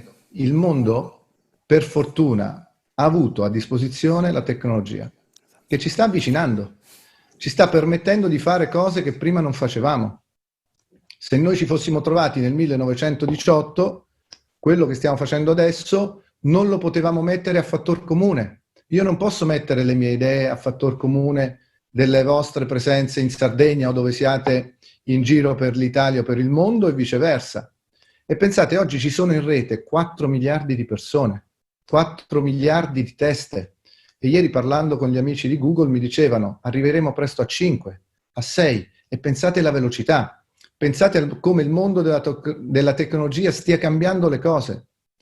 Tutto questo deve portarci a ripensare i nostri parametri. Se noi ragioniamo per confini, rischiamo di rimanere nei nostri confini e di non allargarli per quello che si stanno generando. Ripeto, pian piano cambierà la strategia, anche dal punto di vista della legalità, perché io oggi se volessi avere un notaio a Parigi, credo di far fatica a firmare un atto con un notaio a Parigi. ma domani succederà perché è il mercato che me lo chiede, perché è il mercato che non me lo impedisce più. Se io voglio avere un manager in gamba del turismo che vive a Francoforte, non ho bisogno neanche di portarlo in Sardegna per farlo lavorare per me. Non ne ho bisogno oggi. Oggi il mondo del lavoro è questo. Il mondo del lavoro permette ai cervelli di non trasferirsi più. Noi dobbiamo renderci conto che questa piattaforma permette di tenere in collegamento. Pensate, la piattaforma che stiamo utilizzando, quanti di voi la conoscevano prima del 20 di febbraio? Quanti di voi? E io sul computer in questo momento ho installato almeno 8 piattaforme diverse e l'altro giorno ho fatto una riunione in cui eravamo seduti e tutti attorno ad un tavolo e noi eravamo rappresentati da degli ologrammi, perché stiamo andando anche in questa direzione. Quindi non avremo più queste immagini con 18 video, una a fianco all'altro, piatte, statiche. Avremo delle persone che finalmente potranno essere vestite non solo dalla cintola in su, ma anche dalla cintola in giù, no? Perché questo è diventato un altro modo di abbrutire il nostro mondo. Allora, sgombriamo la mente dall'ora più buia. Cominciamo a capire che e a renderci conto che la pandemia passerà, che le difficoltà che stanno vivendo tante imprese, tanti territori, se continuiamo a vederle solo nell'ottica del passato, non ci permetteranno di costruire delle prospettive diverse. Perché vi chiedevo di questa piattaforma? Pensate, Zoom, che io personalmente non conoscevo, sfido chiunque di voi a dirmi che facesse il contrario, questa piattaforma aveva qualche centinaio di migliaia di utenti. Bene, oggi Zoom capitalizza più delle prime 40 compagnie aeree al mondo messe assieme. Ha qualche centinaio di milioni di utenti, capite? Poi parliamo di aziende che fanno parte di una bolla? Non è una bolla. Queste aziende, se voi ragionate in termini di storia, all'inizio degli anni 70 noi avevamo le aziende più grosse, erano le cosiddette 7 sorelle dell'energia. Quindi non è che pesavano il 25% dell'indice della borsa mondiale, così come oggi le 5 sorelle della tecnologia pesano per il 27% della borsa mondiale, tutti a preoccuparci. No, è un mondo nuovo. Non c'è una nuova normalità, c'è un mondo nuovo e dobbiamo cominciarci velocemente ad adattare le nostre menti a questo mondo nuovo. E io vi faccio un appello, affidiamoci ai giovani, perché i giovani hanno una capacità riflessiva e una capacità reattiva e una capacità cognitiva più forte di quelli della mia età. Investiamo sulle loro idee. Ieri ero con un ragazzino appena rientrato da Oxford, dove studia, di 20 anni, perché il papà mi ha detto, può lavorare con te? Io ho detto, perché no? Dopo mezz'ora quel ragazzino di 20 anni mi ha dato un'idea che potrebbe cambiare la strategia di impaginazione, di realizzazione del mio giornale. Allora mi sono detto, quanto possiamo investire noi sui giovani? I giovani hanno una velocità che noi non abbiamo, probabilmente Zoom qualcuno di loro la conosceva, probabilmente Teams qualcuno di loro la conosceva, probabilmente le altre piattaforme che normalmente utilizziamo, loro le utilizzavano per giocare, noi le abbiamo trasformate in piattaforme di lavoro. Se noi non capiamo che questo mondo finisce con la pandemia, ma ne comincia un altro, dove possiamo avere mari più puliti, non solo in Sardegna. Mi hanno mandato delle foto, io sono originario di Napoli dal punto di vista della nascita, mi hanno mandato delle foto di Via Caracciolo durante il lockdown, che non dico sembrava il mare della Costa Smeralda, perché non è possibile, però non era il mare solito di Napoli. Quelle immagini che abbiamo visto prima sono immagini che ci fanno capire quanto dipenda da noi. Quanto dipenda da noi. E la velocità con cui tutto questo cambia ci deve imporre di essere altrettanto veloci. Perché, signori, vi ricordo soltanto una cosa. Questo mondo non è imploso perché, a differenza del passato, e torno un pochino all'economia che è il mio tema principale, le banche centrali e le autorità finanziarie hanno sempre perso tempo un pochino nelle scelte economiche e nelle scelte di politica economica e fiscale nella reazione a quello che succedeva sui mercati.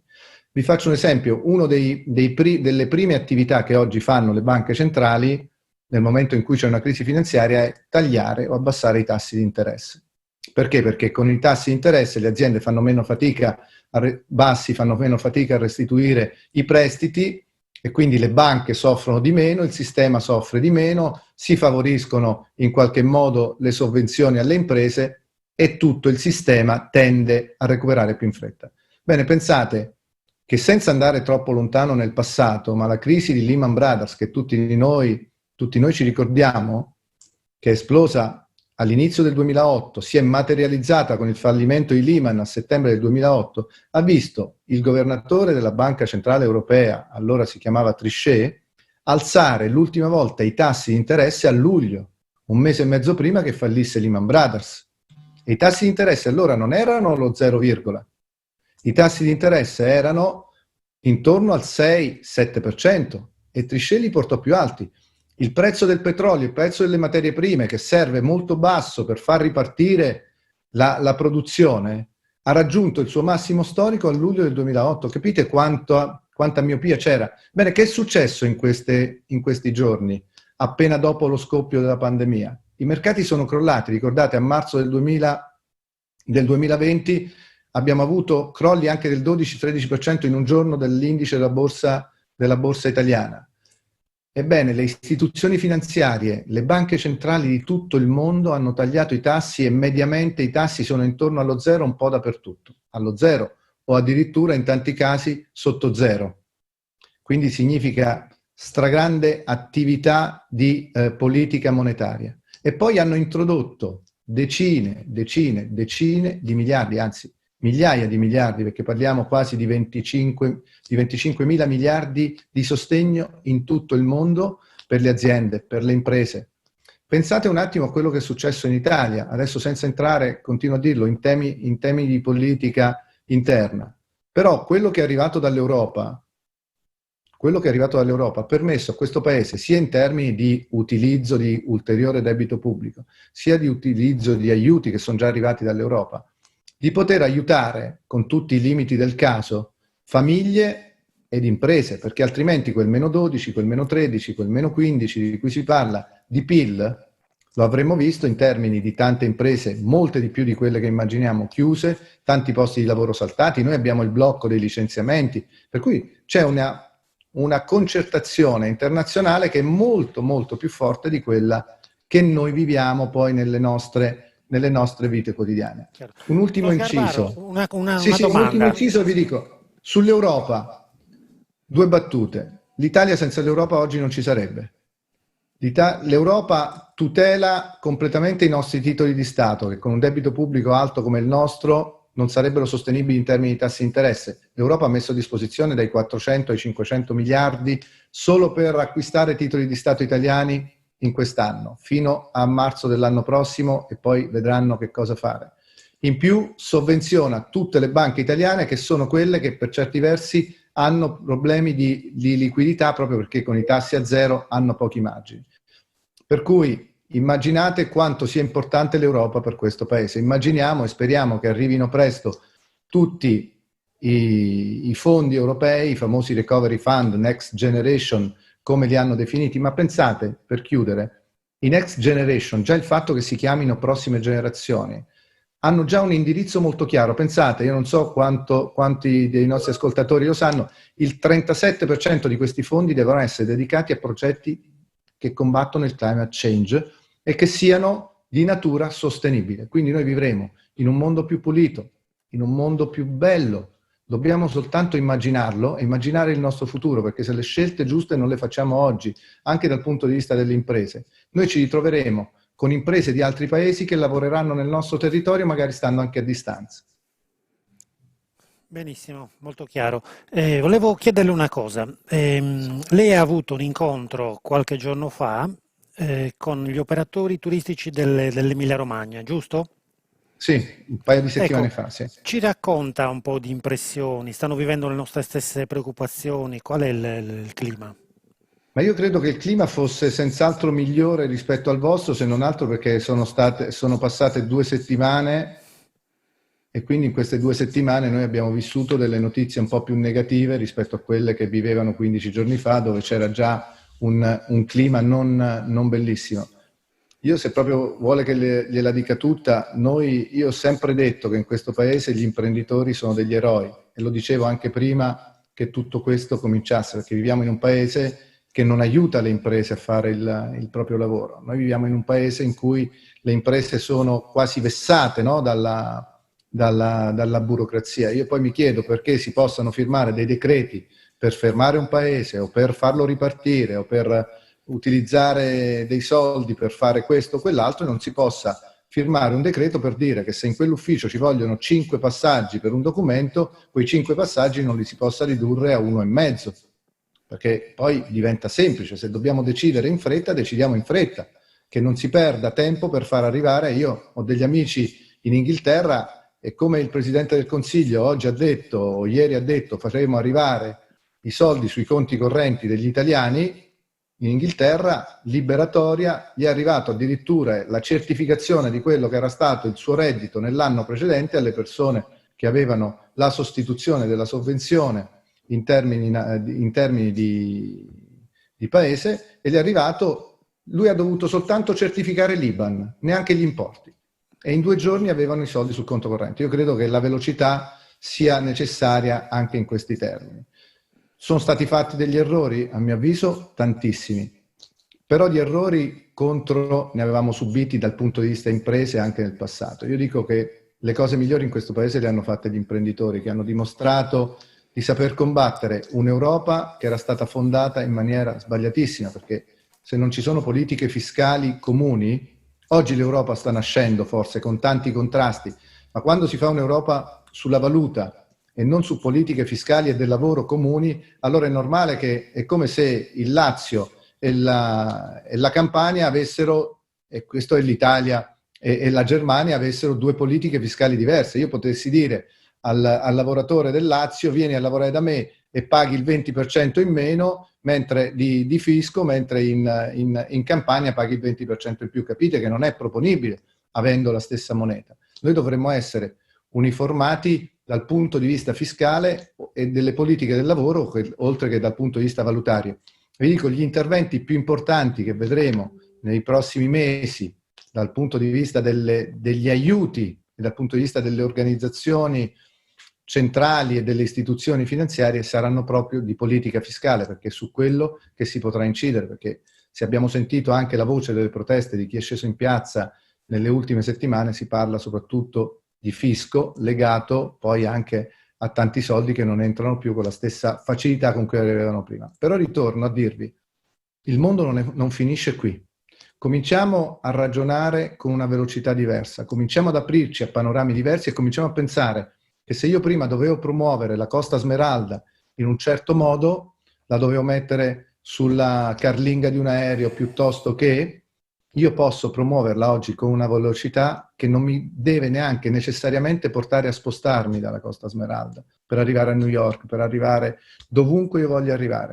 Questa roba qui la devo tenere in considerazione. Voi avete uno dei posti più belli del mondo che potete valorizzare in tutti i termini, con accordi commerciali. Si parlava di accordi commerciali con le linee aeree. Sicuramente sono tutte valutazioni che vanno fatte, ma vanno fatte con un anticipo, dimenticando i parametri che avevamo prima. Perché se ci focalizziamo sul tornare alla normalità che vivevamo prima, non abbiamo capito dove stiamo andando. E se noi non capiamo dove stiamo andando, le nostre scelte saranno scelte sbagliate. E anacronistiche soprattutto.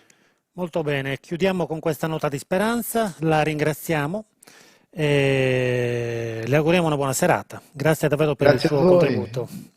Grazie a voi di avermi voluto. Arrivederci, buona serata. Salute. Facciamo un flash su Radiolina. Max Borrelli, ci sei? Sì, ci siamo. Io avevo un paio di cose per Leopoldo Gasbarro, prima che stacchi la linea. Allora, la prima è che vorrei diventare suo amico. Ok? Vuole diventare?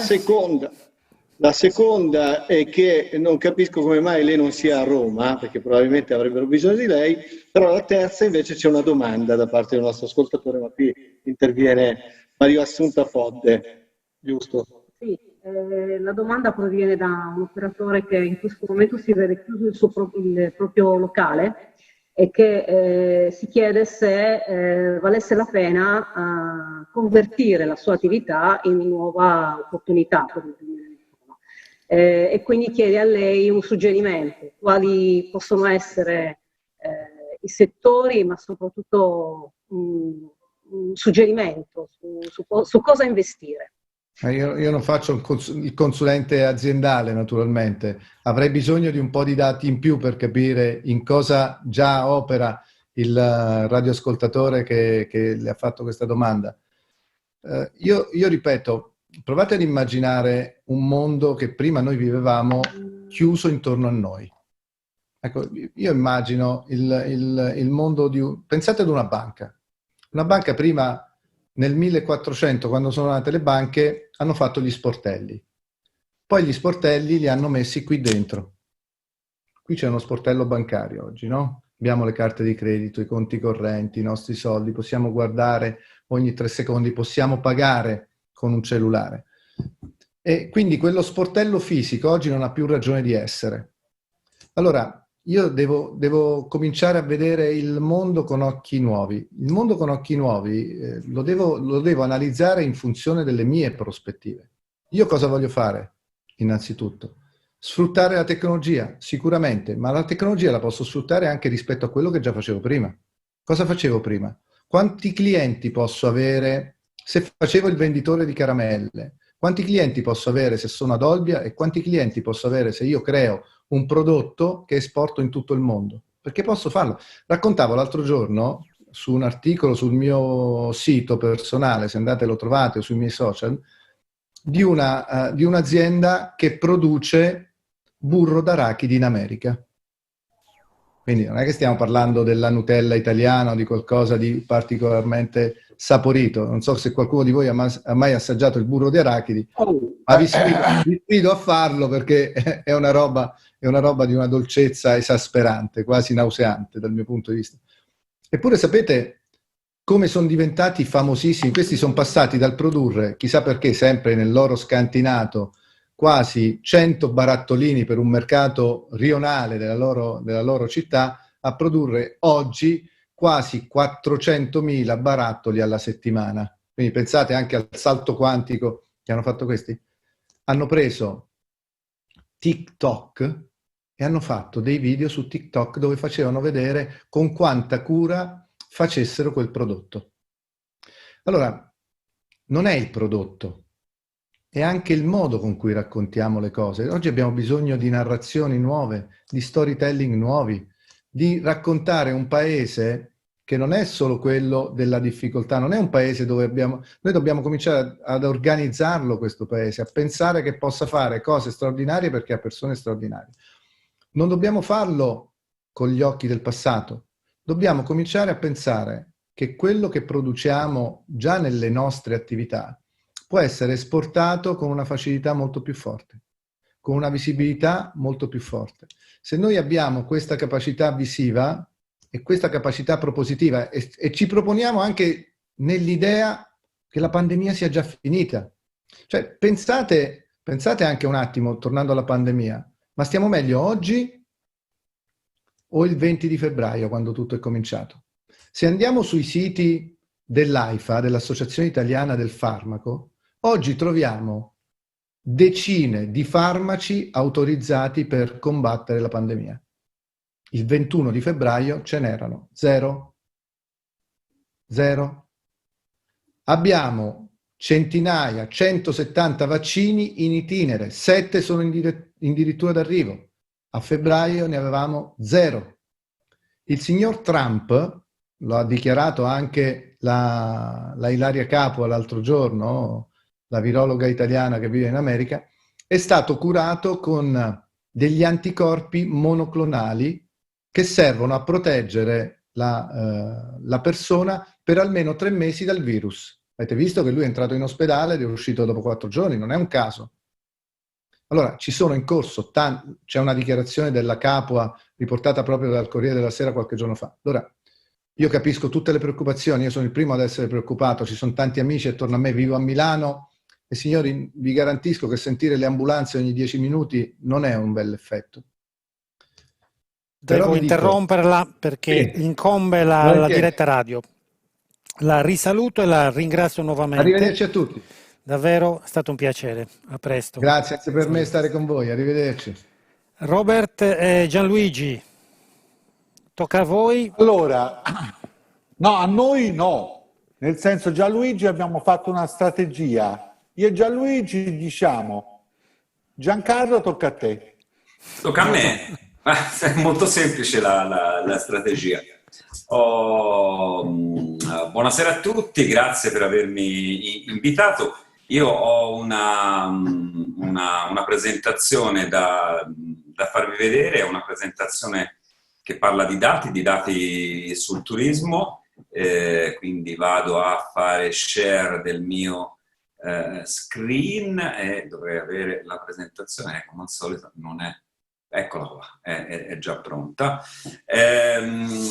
L'ho chiamata un po' il dilemma dell'albergatore, perché l'albergatore sfogliando una serie di dati, non so se avete visto recentemente in TV, molti, chi ha Netflix l'ha visto di sicuro, un documentario che ha fatto abbastanza scalpore, si chiama The Social Dilemma. Ecco, quel tipo di dilemma in questo momento ce l'abbiamo anche nel mondo dell'hotellerie.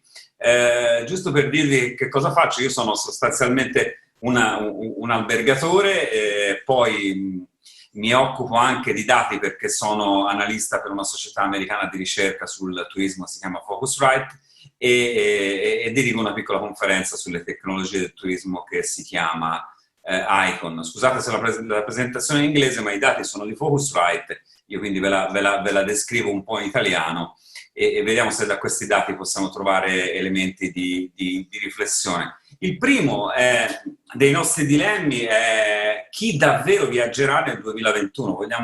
Vogliamo vedere poco più avanti del nostro nato. Quindi quali sono i paesi che sono pronti ad andare in vacanza nel 2021? Innanzitutto c'è che tipo di popolazione abbiamo pronta a viaggiare.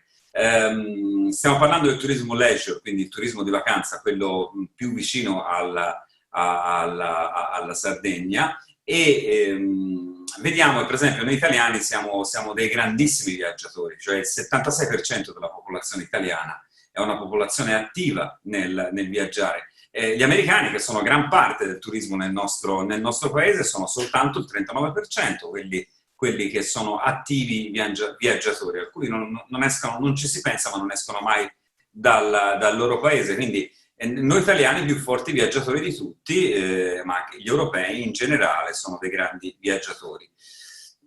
Focusrite è andato a vedere anche quali sono le ragioni per cui non si viaggia. Questa è una slide che è girata moltissimo sui social in questi giorni, forse l'avrete già vista. Sono le maggiori ragioni per cui i viaggiatori non viaggeranno nei prossimi 12 mesi, divise per alcuni paesi: Stati Uniti, Inghilterra, Germania, Francia, Italia e Spagna.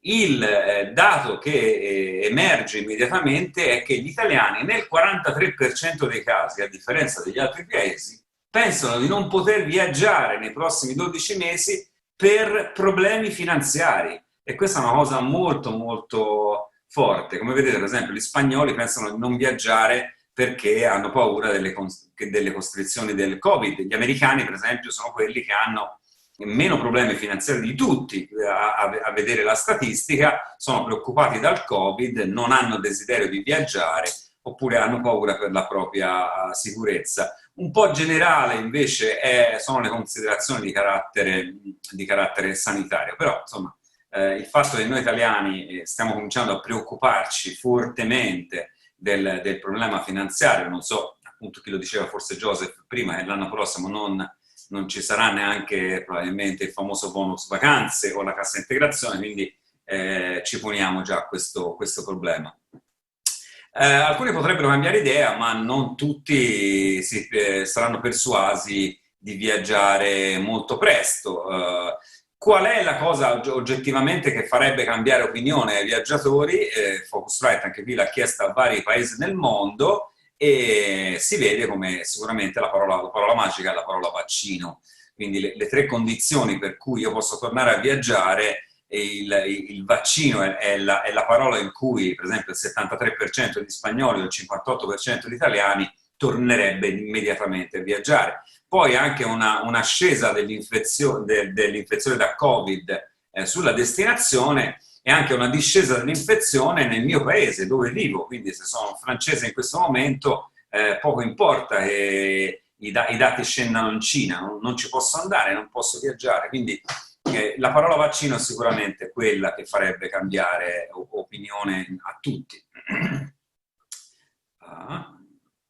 Non mi va più avanti, ecco. Che cosa farebbe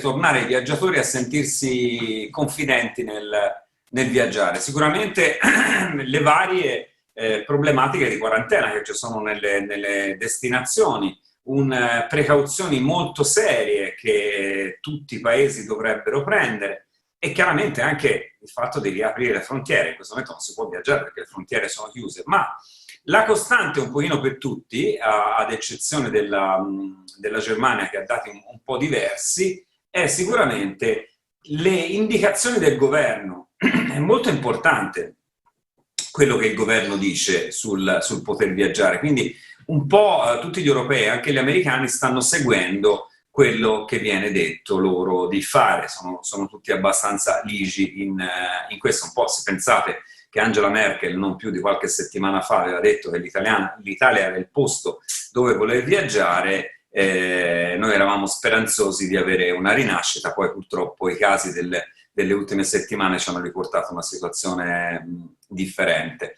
Le percezioni che si ha sul viaggiare e sull'alloggiare. Innanzitutto, la macchina è la nuova frontiera del Covid.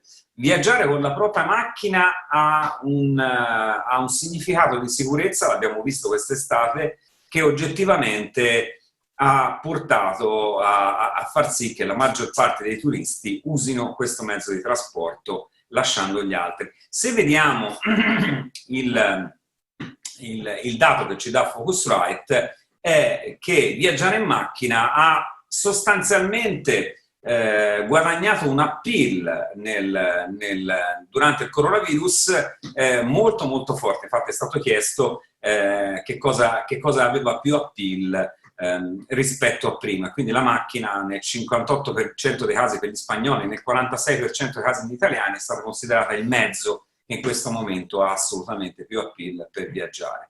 Molto diverse sono le cose con gli altri mezzi di trasporto. Per esempio, ciò che succede nel mondo aereo è che 2 su 5 viaggiatori sono d'accordo che la pandemia in qualche maniera cambierà in maniera permanente la loro voglia di viaggiare. Ora, questa parola permanente è una parola che dobbiamo assolutamente tenere presente, perché è la parola del momento per noi operatori turistici. Quello che ci chiediamo tutti i giorni è ciò che rimarrà permanente una volta che usciremo da questa situazione, e prima o poi ci usciremo, e ciò che invece tornerà come prima. Ci sono molte correnti di pensiero, non ancora tutte ben identificate. Sicuramente volare sarà qualcosa di diverso. Ha impattato molto la domanda che è stata fatta da Focusrite era se il Covid-19 avrebbe impattato permanentemente sul modo di viaggiare della clientela, e la maggior parte delle persone, quasi sempre sopra il 50%, escluso gli italiani che sono un po' più fatalisti, è d'accordo sul fatto che oggettivamente non sarà più come prima il mercato degli aerei. Ci sono altri mercati che invece ci si pensa poco forse, ma sono assolutamente spazzati via. Cioè, quando è stato chiesto ai consumatori che cosa pensassero di viaggiare in bus, qui abbiamo avuto una percentuale quasi bulgara, sempre vicino al 60% di persone che non pensano assolutamente di poter tornare a viaggiare con quel mezzo di trasporto. Pensate a quanti alberghi ci sono in Italia, ma non solo in Italia, che invece fanno di quel tipo di viaggiatore un loro assolutamente cliente prioritario. Sono alberghi che dovranno rivedere completamente il loro modo di fare, perché questo tipo di viaggio non tornerà se non fra diversi anni. Ci vorrà qualche anno per per tornare a vedere l'overtourism nelle nostre città con i bus turistici che arrivano da tutte le parti. Anche le famose alternative accommodation, come le chiamano gli americani, ovvero gli appartamenti, in realtà durante il Covid hanno incrementato il loro appeal, quindi i consumatori dicono che in effetti l'appeal è aumentato del 25-30% rispetto a quello che pensavano prima nella scelta.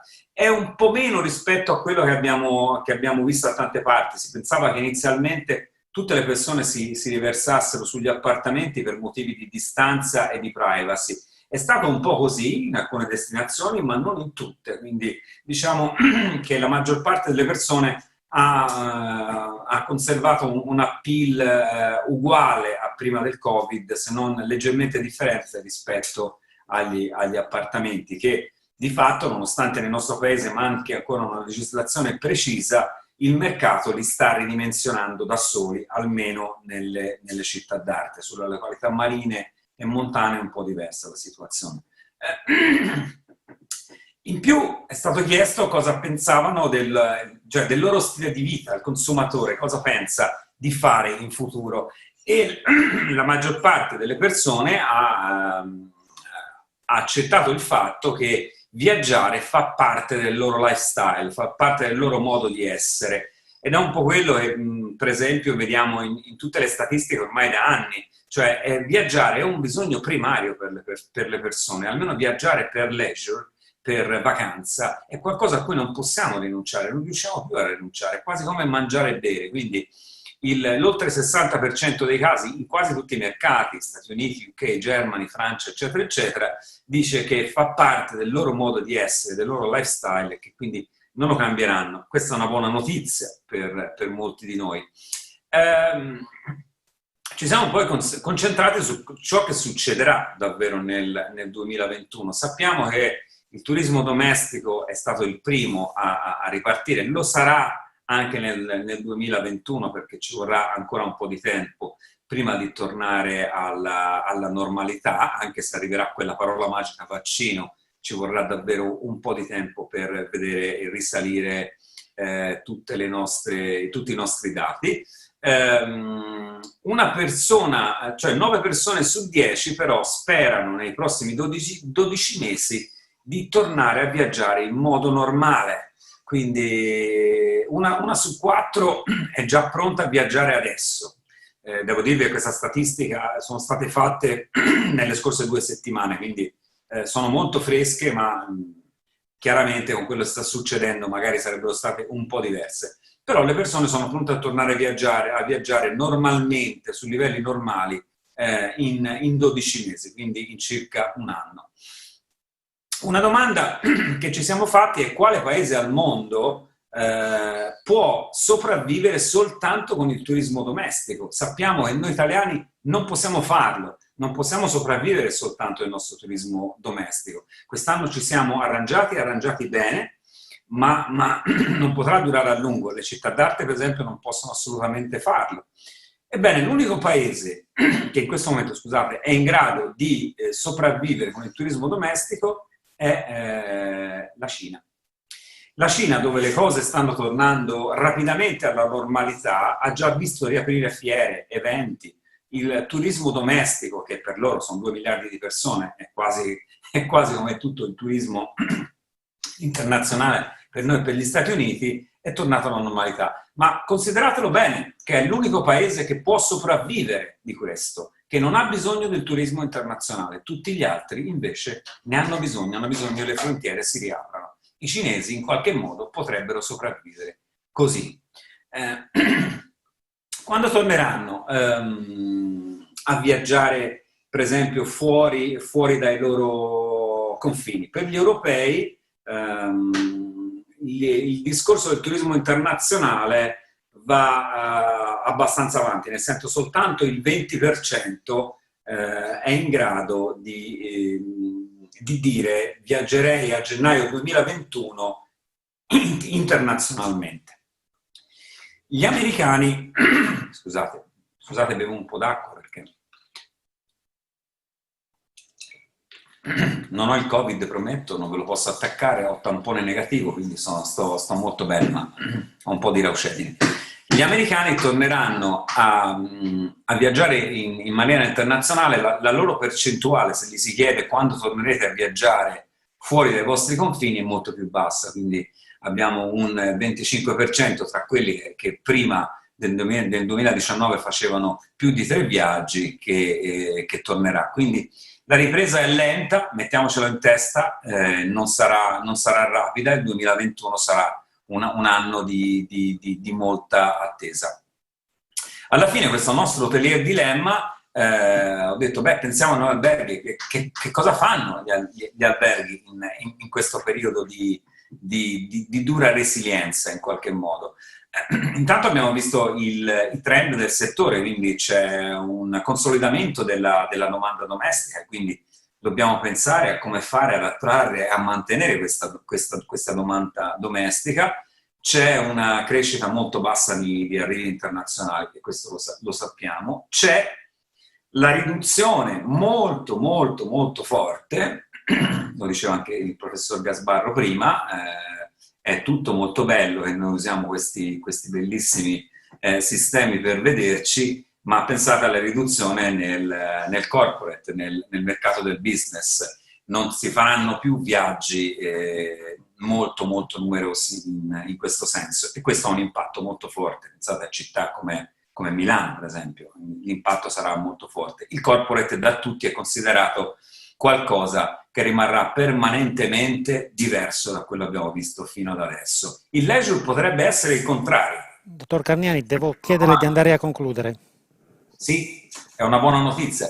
E ci sono varie opportunità per gli albergatori, quindi di trovare nuove forme per i propri alberghi, per esempio di dedicarsi ai senior, che potrebbe essere qualcosa da fare nel dopo Covid, e di andare a cercare nuovi target per quanto riguarda i viaggiatori nel futuro. Concludo qui, grazie.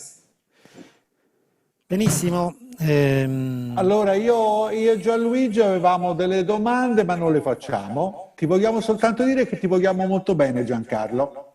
Grazie. Questo è sicuro. Ci vediamo presto. Grazie per il contributo, dottor Carniani, è stato un piacere averla con noi. Chiederei alla regia di metterci in contatto con Maria Elena Rossi. Maria Elena, ci sei? Eccola, ti vediamo? Sì, sono ti qui. Sentiamo, benissimo. Allora, grazie per la tua partecipazione. Maria Elena Rossi, direttore marketing dell'Enit, grazie anche per aver interceduto insieme a Robert per il patrocinio, quindi ti siamo doppiamente grati. Senti, avevamo qualche domanda flash per te. Nel tuo osservatorio privilegiato tu riesci a vedere un puzzle abbastanza completo dello scenario mondiale. Credo che tu ogni giorno abbia un contatto con i vostri uffici periferici. Dacci un'idea di scenario. Ma innanzitutto, grazie, è un piacere essere qui. Sicuramente il dottor Carniani ha dato un quadro che è in evoluzione, ma è molto rispondente a quello che vediamo noi.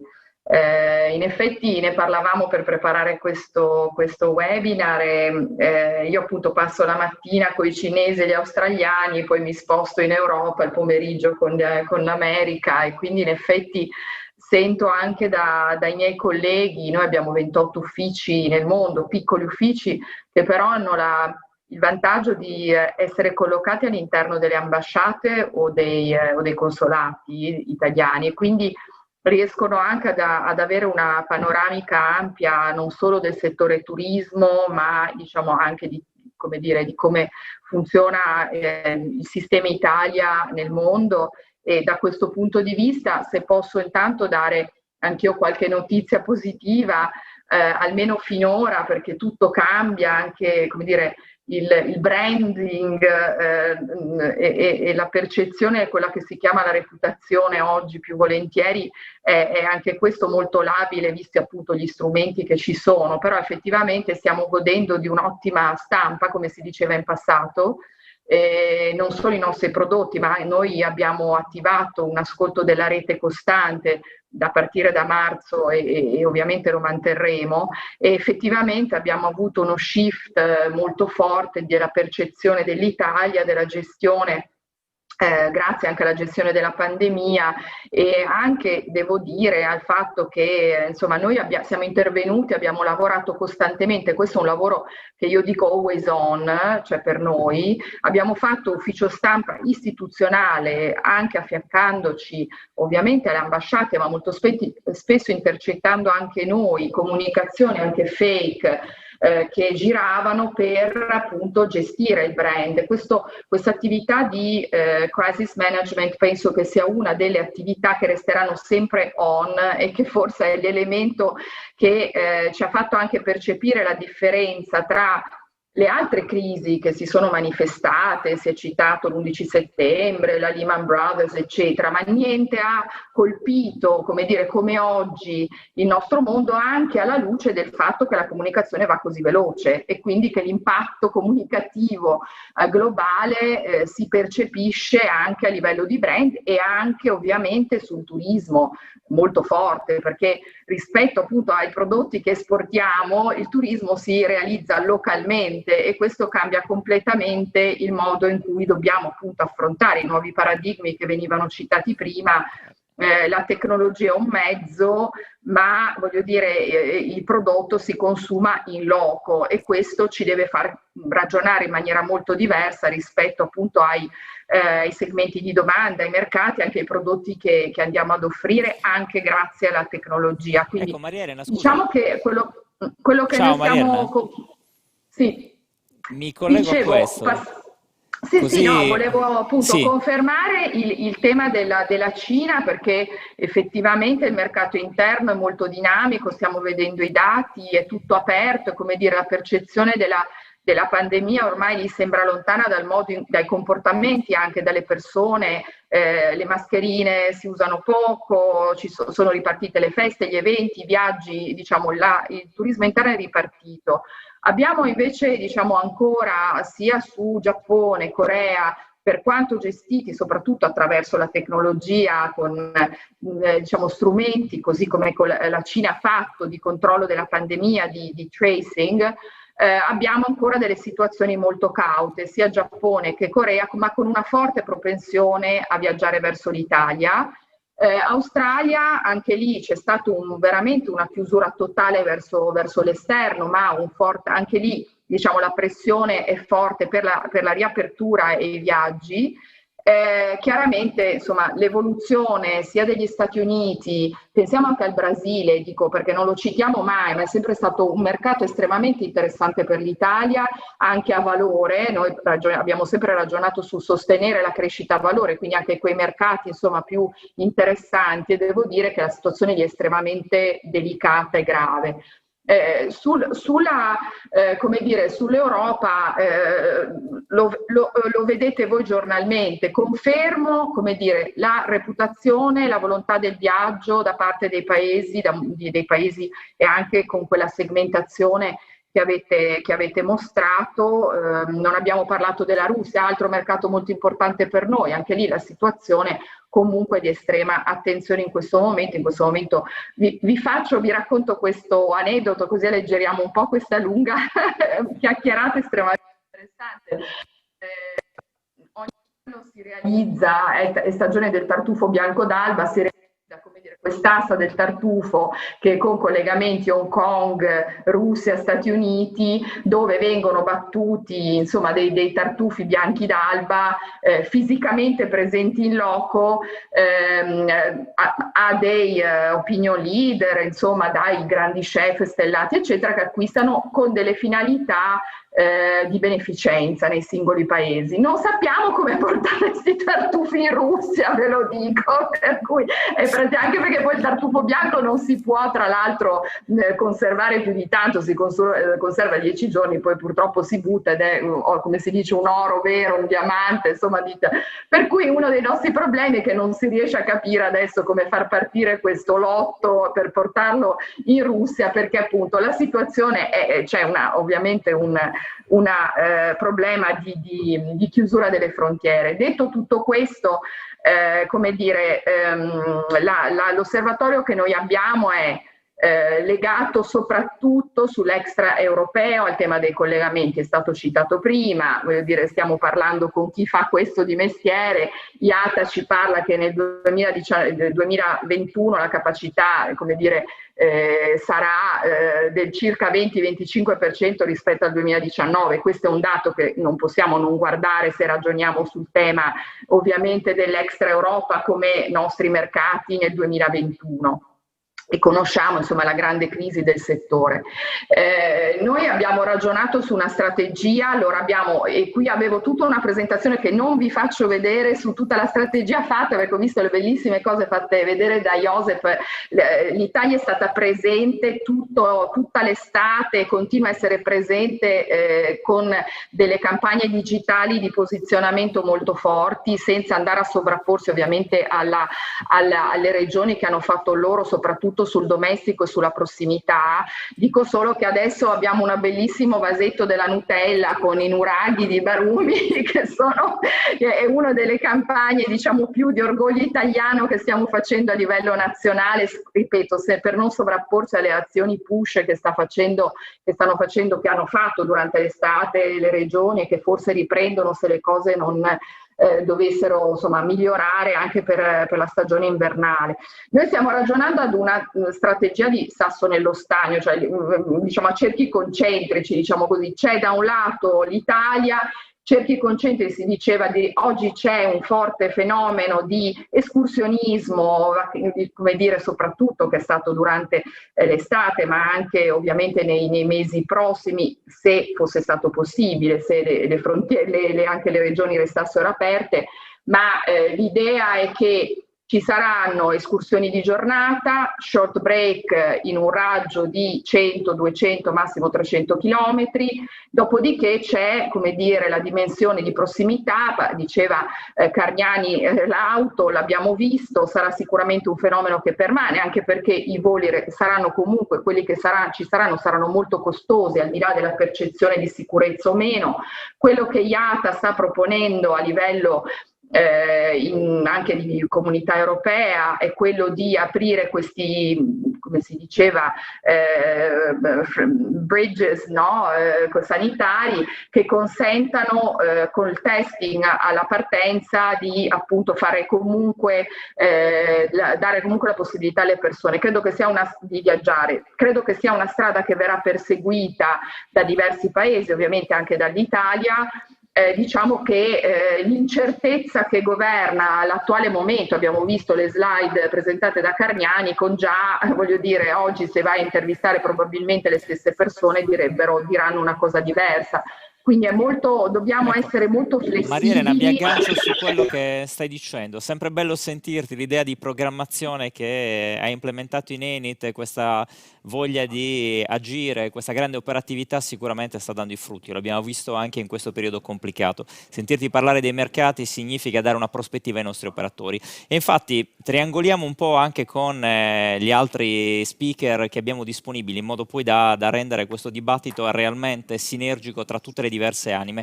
E allora chiederei alla collega dell'Università di Cagliari, prorettore per l'innovazione del territorio, Maria Chiara Di Guardo, di poterci dare la sua visione partendo proprio da quello che ci diceva Maria Elena Rossi.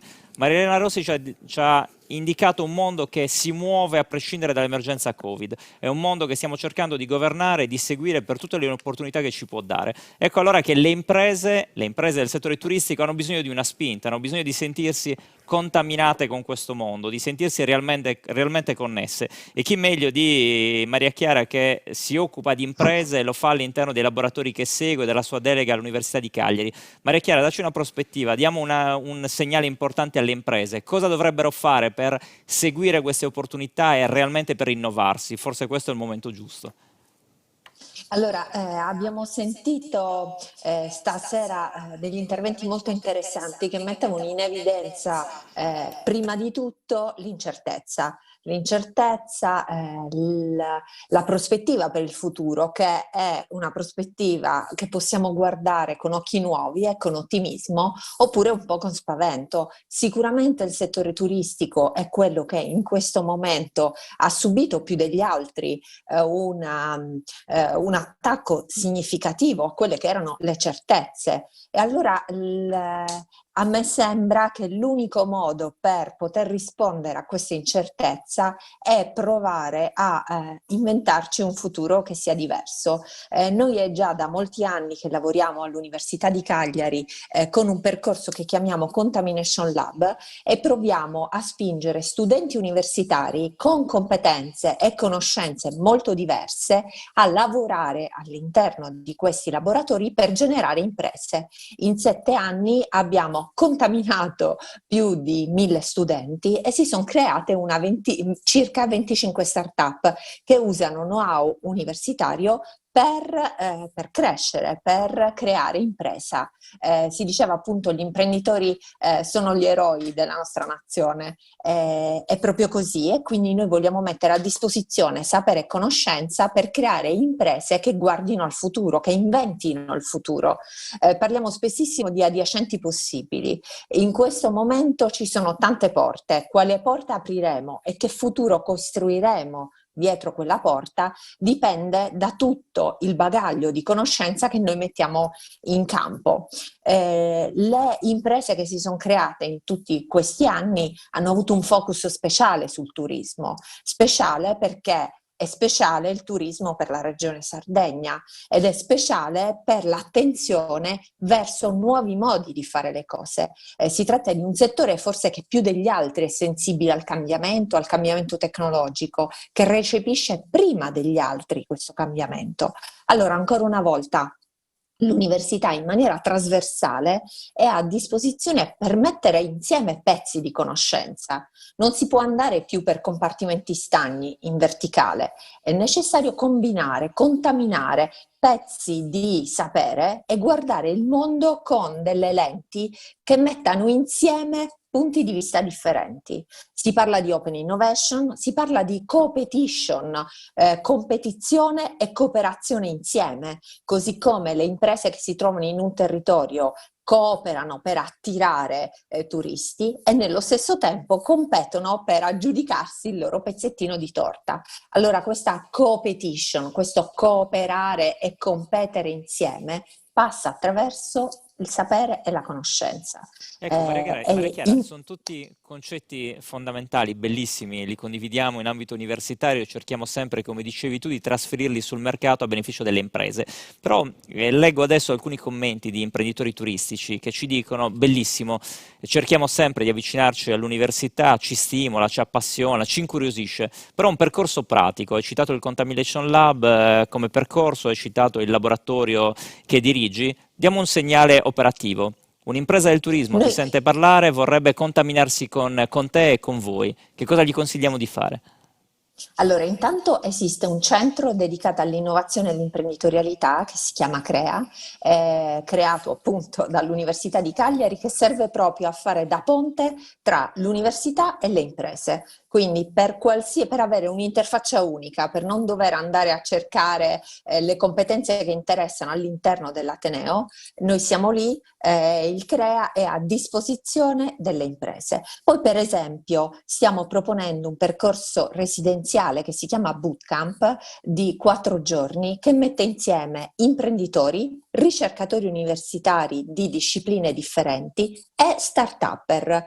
Creiamo dei team, in particolare nel team abbiamo l'imprenditore o il manager che è interessato a uno specifico progetto innovativo, 2 professori ricercatori universitari con competenze assolutamente diverse ma complementari al progetto innovativo, e uno start-upper che sta portando avanti un'impresa che è collegata in qualche modo col progetto innovativo che viene proposto. Perché? Perché da una parte abbiamo bisogno della conoscenza e delle competenze naturalmente specifiche dell'imprenditore, dall'altra parte mettiamo insieme la frontiera tecnologica dei ricercatori che hanno però punti di vista diversi, e infine proviamo ad assorbire l'energia, la forza e l'innovatività degli start-upper Da soli non ce la facciamo. Proviamo a triangolare. Credo che il ruolo delle università sia proprio questo, fare da piattaforma. Io dico spessissimo che l'università è uno scrigno pieno di conoscenze. Noi stiamo provando ad aprire questo scrigno e invitare tutti a prendere quello che c'è dentro, perché così non solo rispondiamo a un'emergenza, non solo aiutiamo a creare sviluppo, ma diventiamo più forti e cresciamo tutti insieme. È il segnale migliore, Maria Chiara, e soprattutto stiamo dando agli imprenditori l'idea che possono trovare un ambiente collaborativo con l'università, cosa che è vera, ma il più delle volte sono le barriere mentali quelle che bisogna superare per riuscire a contaminarsi. E allora tutti questi stimoli sicuramente verranno raccolti, ci sarà anche occasione di approfondirli. Io direi che il segnale più bello che stiamo lanciando agli imprenditori che ci stanno ascoltando è che non solo c'è qualcuno che pensa a loro, ma c'è qualcuno che è pronto a sentire le loro idee per contaminarlo con chi magari con quella freschezza mentale di un nostro laureando studente può sicuramente aiutarli a entrare sul mercato. Io direi a questo punto, Lucio, possiamo approfondire, collegandoci ai temi che ha trattato Maria Chiara, quelli che sono gli stimoli digitali, perché entriamo appieno nel mondo del digitale con Federica Serra. Sì, entriamo nel mondo della comunicazione, abbiamo in collegamento Federica Serra, che si è connessa da Nuoro, cotitolare dell'agenzia pubblicitaria di comunicazione Inoke, e siamo molto curiosi di sentire da una professionista del settore quelle che sono le parole chiave di questo momento così difficile. Federica, dacci un feedback. Secondo te che cosa hanno in mente in questo momento gli imprenditori e che cosa dal tuo punto di vista gli possiamo consigliare di fare? Ma allora, per rispondere un po' a questa domanda bisognerebbe un po' anche saper prevedere il futuro per capire quale sarà esattamente lo scenario in cui ci troveremo magari entro la prossima primavera, diciamo. La cosa migliore che si può fare adesso, a nostro parere, è quello di dedicare del tempo alla ricerca, alla progettazione. Bisogna lavorare con gli operatori e sarà necessario farlo probabilmente contemporaneamente su più scenari possibili. Anche in quest'ottica, diciamo, ottimistica che possiamo proporci, cioè che nella prossima stagione turistica saremo più liberi di girare. Per chi fa promozione, la prossima stagione comincerebbe tra poco, diciamo, e chi offre servizi di comunicazione deve conoscere gli obiettivi del cliente, l'offerta disponibile e fare valutazioni di conseguenza. Solo questo può condurre a ragionare delle soluzioni davvero adeguate in relazione agli eventi che ci troveremo davanti. Quindi per me le parole possono essere in questo momento ricerca, analisi e progettazione. Sono delle parole chiave molto stimolanti, interessanti, che sicuramente possono aiutare gli imprenditori nello sviluppare la comunicazione. Però nel momento in cui un imprenditore medio del settore turistico della Sardegna deve sviluppare la sua personale strategia di comunicazione, che è la strategia della sua azienda, ha bisogno di andare a colpire il cliente cercando di stimolarlo, incuriosirlo. Bene le parole chiave, però diamogli anche qualche altro suggerimento per diventare realmente stimolante. Deve colpire la mente di qualcuno che prima era spaventato, poi di nuovo si è rilassato a luglio-agosto, ora è spaventato nella fase contingente ma spera di arrivare al relax totale. Diamogli una mano ad essere efficaci nella comunicazione. Allora, una cosa importantissima, a mio parere, è quella di mantenere sempre la relazione, almeno con i clienti fidelizzati, comunicare quello che si sta facendo, che si ha intenzione di fare un po' un percorso anche didattico con il proprio cliente, seguirlo, non slacciare mai il rapporto, anzi continuare a intrattenere una relazione. Questo andrebbe a consolidare il legame di fiducia. Un consiglio che mi sento di dare comunque a tutti gli operatori del turismo in Sardegna, che siano al mare, che siano in montagna, che siano nei piccoli centri o nelle grandi mete turistiche, è quello di proporre una Sardegna autentica, una Sardegna che sa parlare le sue lingue, che non si ritira, che sa proporsi con grande apertura verso l'esterno, è una Sardegna che deve andare a ripescare dal suo saper fare originale, non deve inventare, non deve fare cose finte, non deve folclorizzare, deve raccogliere la sua grande eredità culturale, proporla verso l'esterno e immaginare un percorso narrativo veramente autentico, che sia costruito con le sue parole. Dobbiamo parlare alle persone con estrema sincerità di una Sardegna che li può accogliere con sicurezza, e questo può valere per tutte le fasce d'età, anche la silver, che è quella più delicata. Abbiamo la possibilità di offrire molto outdoor, abbiamo la possibilità di comunicarlo con efficacia attraverso i canali digitali, e questo oggi è una grandissima possibilità che probabilmente in altri tempi non si aveva. È la prima volta che ci troviamo di fronte a una situazione del genere, anche noi che facciamo comunicazione, però vediamo che i clienti più coraggiosi continuano a investire, sono quelli che sicuramente saranno premiati dopo, continuano a investire nelle loro strutture. Sarà molto importante che chiunque faccia l'operatore turistico nei territori sappia creare un dialogo con i territori stessi. Dunque non solo verso l'esterno, ma anche fra noi, con i nostri partner e al nostro interno. E raccontarlo chiaramente. Io ho una profonda convinzione, la sfida vera per gli anni a venire sarà consegnare al nostro visitatore un'esperienza autentica che può vivere solo qui, che può riportarsi a casa alla fine della vacanza e che noi andremo a capitalizzare nel futuro in questo modo. Grazie Federica Serra di Noche.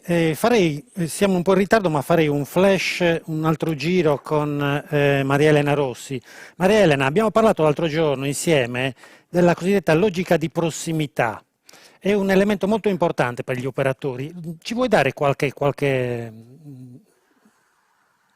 Certo, ma allora, come ci diciamo, siamo diventati noi i turisti delle nostre città, dei nostri territori, e questo devo dire che anche emergono degli elementi interessanti, perché il turismo domestico ha esigenze diverse e questo ha forzato tanti territori e tante strutture, tanti operatori a doversi anche adeguare, e andando un po' anche nella direzione dell'autenticità che si diceva prima, no? Perché indubbiamente territori molto abituati a servire per clientela, diciamo, internazionale si sono anche adeguati a un certo tipo di offerta, probabilmente meno legata all'autenticità, ma un po' adeguata in effetti al cliente, no? Quindi si ritorna in questo senso a guardare, come dire, con occhi diversi anche noi il nostro territorio. La prossimità la possiamo vedere appunto sotto tanti profili.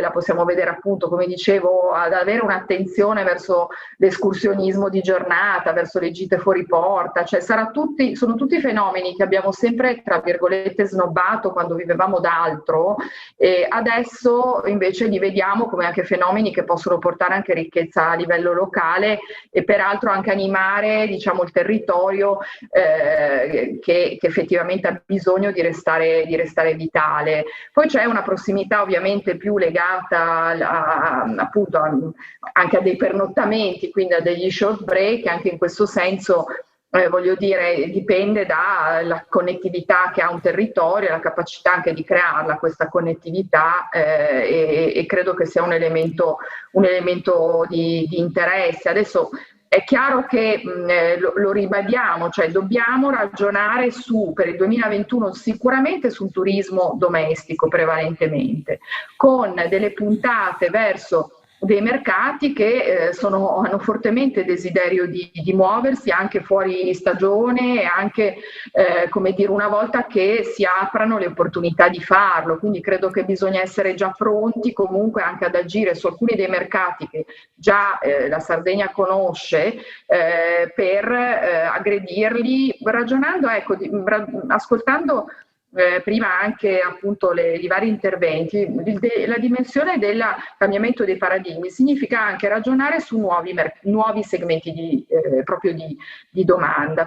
Lo dico perché Abbiamo visto molto bene, abbiamo vissuto coi baby boomers, per intenderci, si parlava prima dei viaggi in bus ad esempio, ma non solo. Ecco, dobbiamo cominciare a ragionare sulle esigenze dei nuovi turisti, che sono i millennial e che sicuramente hanno delle esigenze diverse anche di servizio, e li abbiamo, anche dico come Italia nel suo complesso, nel modo in cui abbiamo comunicato, siamo sempre andati un po' sulla comfort zone dei nostri clienti abituali, che ci conoscono con prodotti che, insomma, tradizionali. In realtà credo che dobbiamo ragionare su chi saranno i nostri clienti, e forse lo possiamo fare adesso del futuro, e cioè le nuove generazioni, che poi sono i millenni, oramai così nuove non sono, ma insomma se guardiamo a livello internazionale, diciamo i giovani a 23, 24, 25 anni all'estero vivono già in casa, hanno già un lavoro, in casa, fuori casa, hanno già un lavoro, viaggiano, insomma ci sono, come dire, e tra l'altro risultano essere, da tutte le indagini e tutte le analisi che stiamo facendo, quelli più propensi, meno paurosi e più propensi al viaggio, no? Quindi anche questo, il fatto di usare il design thinking, no? Cioè il pensiero, come dire, di progettazione in un'ottica anche di una nuova clientela che si andrà a manifestare molto presto, probabilmente anche già dal 2021, che sarà quella più propensa al viaggio, ecco, ci deve fare riprogettare anche le nostre le esperienze che vogliamo proporre. Ecco Maria Elena, tutti stimoli interessanti, belli, e a questo punto però mi è servito la palla, perché parli di design thinking nel turismo, che è quello che noi stiamo cercando di portare avanti faticosamente come Università di Sassari, ma che la collega dell'Università di Cagliari ci ha già raccontato nel suo intervento, e allora un assist con Maria Chiara. Maria Chiara, qua abbiamo degli interlocutori privilegiati, perché avere tra gli altri il responsabile del marketing di Enit ci porta anche a essere ancora più propositivi. Quindi Maria Elena ci ha passato la palla, ci ha parlato di design thinking per aiutare i nostri imprenditori a progettare, a spingersi oltre, a usare questo pensiero per poi dare vita a nuovi prodotti. E allora proviamo a sposare la causa anche noi, in un progetto che ci possa vedere partner Università di Cagliari e Sassari per questa innovazione del turismo. Da dove partiamo? Io ho una mia idea, ma allora, iniziamo da te. Allora, partiamo sicuramente dalle imprese. Partiamo dalla loro capacità di generare idee, ma partiamo anche da quello che è il nostro patrimonio di conoscenze, che passa però questa volta attraverso i nostri studenti che hanno bagagli differenti, che provengono da percorsi diversi e che hanno quella freschezza di cui si parlava anche poco fa, e una sensibilità a vedere il mondo con occhi diversi. Quando noi lavoriamo all'interno del Contamination Lab, scopriamo, impariamo tutti i giorni dai nostri ragazzi delle cose nuove. Io credo che veramente questo mettere insieme esperienza e freschezza di visione con competenze di alto livello, perché ormai c'è poco da improvvisare, la conoscenza è fondamentale, permette di triangolare, veramente di immaginarsi delle soluzioni nuove. Non si può prescindere dal sapere, come università continuiamo a sostenerlo naturalmente, ma non si può neanche prescindere da un modo nuovo di vedere il mondo, che probabilmente non è più neanche il nostro, è il modo dei nostri figli. A questo punto non ci sottraiamo, per cui Maria Chiara, prepariamoci a coinvolgere Maria Elena e l'Enit in un progetto, magari la buttiamo lì, le imprese turistiche possono adottare un nostro studente, Università di Cagliari e Sassari, e provare insieme ad avviare questa contaminazione virtuosa verso l'innovazione. Forse questo è proprio il momento, in una fase critica, il rilancio passa per questa condivisione. Se l'Enit ci aiuta, magari lanciamo questo progetto in Sardegna in via sperimentale. No, innanzitutto sono molto contenta, abbiamo lanciato un Hack for Travel proprio durante la pandemia, completamente virtuale, e quindi siamo anche un po' attrezzati e stiamo anche accompagnando alcune start-up proprio a collaborare sui territori, anche con Robert, e stanno facendo un bel percorso, e credo che sia anche questo, debba essere questo il nostro ruolo, soprattutto in questo momento, per cui colgo la sfida assolutamente. assolutamente. Volevo riprendere però, perché poi l'abbiamo un po' perso, ma invece secondo me è molto importante, quello che diceva, ma lo dico sempre in un'ottica anche di design thinking e di innovazione, proprio legato al mondo della ricettività, ma non solo, il concetto di safety, cioè il fatto della sicurezza e della rassicurazione, che è stato richiamato da Josep prima come un elemento fondamentale e che effettivamente ci deve fare ripensare proprio al modo in cui, come dire, a livello anche di G20, eccetera, viene richiamato spesso il tema di safe and seamless, no? Cioè oggi le tecnologie, la riprogettazione proprio di tutta l'esperienza, della famosa customer journey, dell'esperienza del turista, devono farci ripensare il modo in cui gestiamo proprio il viaggio del turista anche all'interno delle strutture. Quindi credo che lì ci sia ad esempio molto spazio per come dire, proporre nuove modalità innovative di accoglienza e di gestione della customer journey. Quindi lo lancio lì perché è uno dei temi, secondo me, che resteranno, che ci porteremo dietro e su cui bisogna veramente lavorare, anche gli operatori devono lavorare. Marielena, raccogliamo la sfida anche noi. Credo che dopo un confronto con i colleghi di Cagliari, quindi con Maria Chiara e con Gianfranco, penso che ti potremo proporre qualcosa, quindi raccogliamo la sfida nell'ambito di questo call to action.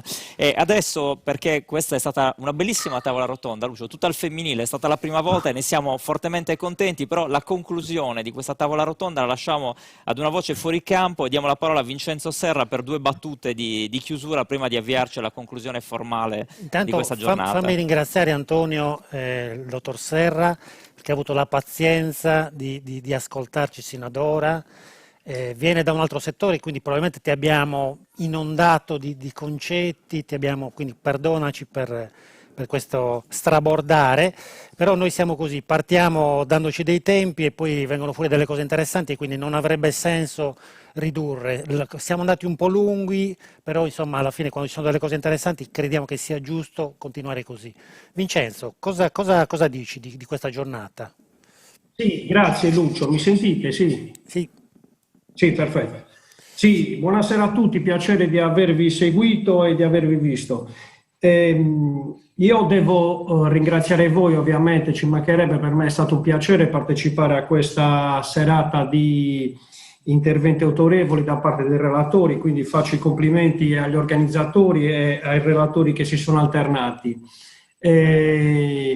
Come considerazioni, al di là di non riaffrontare, diciamo, le tematiche che già così in maniera approfondita sono state affrontate dai relatori, io volevo fare una considerazione generale su quali sono in questo scenario tematiche che diventano prioritarie.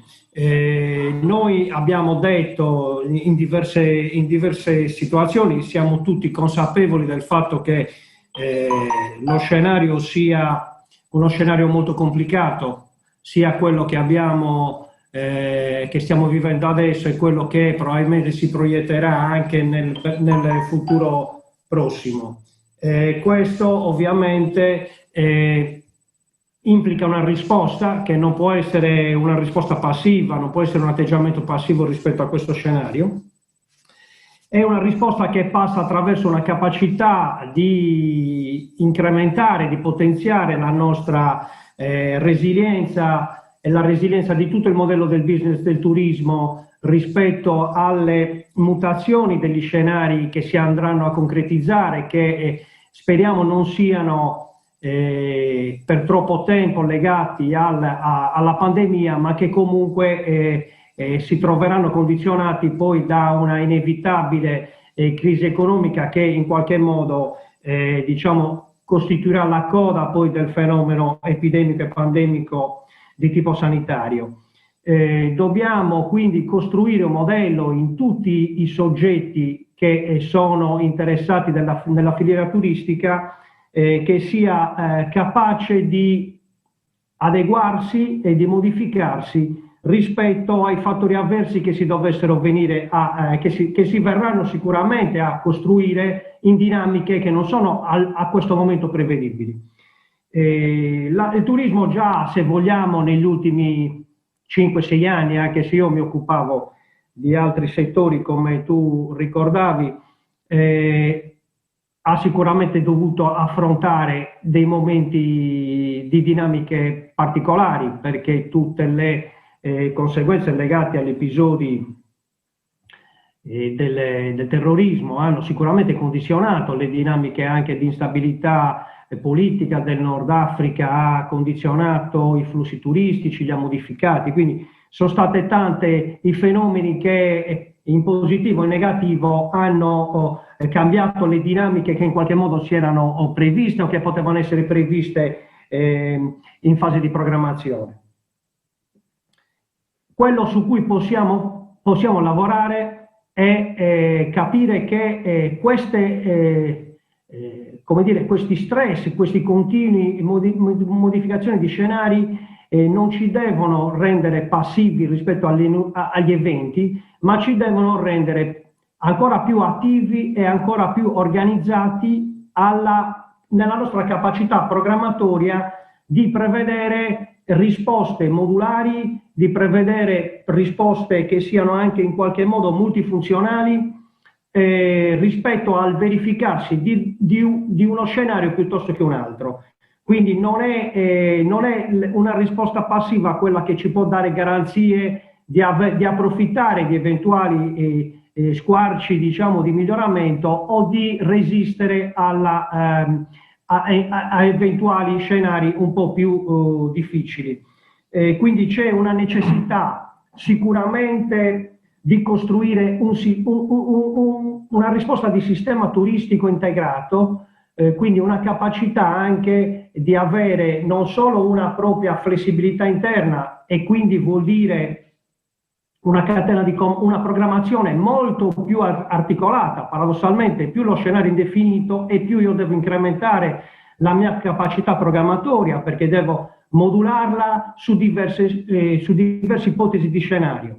Devo avere una catena di comando molto più veloce. Io, come tu ricordavi, vengo da un altro settore che era quello della sanità. Io mi sono occupato negli ultimi diversi anni di gestione di strutture di aziende sanitarie, e chiaramente in questa situazione di quest'ultimo anno sicuramente si è evidenziata in maniera forte la necessità di avere una catena di comando molto più corta e di avere la capacità di prendere decisioni alla mutazione dello scenario, che era in certi momenti è stata quasi giornaliera, se non settimanale, perché i dati andavano in certe dimensioni, e quindi c'era una necessità di modificare i comportamenti, gli atteggiamenti, le aperture, le chiusure dei vari reparti o delle modalità di fruizione dei servizi sanitari. Questo ovviamente deve essere applicato, più lo scenario diventa critico e più deve essere applicato anche nel settore del turismo. L'altro aspetto, e concludo, l'altro aspetto che oltre a questa necessità di investire sulla programmazione, noi abbiamo moltissime aziende aziende alberghiere che sono ancora a conduzione familiare rispetto a modelli di ospitalità di altri paesi. Chiaramente bisogna investire quindi anche sulle professionalità. Il concetto di gestione familiare non significa che non si possa fare una buona programmazione, ma bisogna capire che anche questi sistemi vanno organizzati su livelli di professionalità molto alta e adeguata a queste necessità.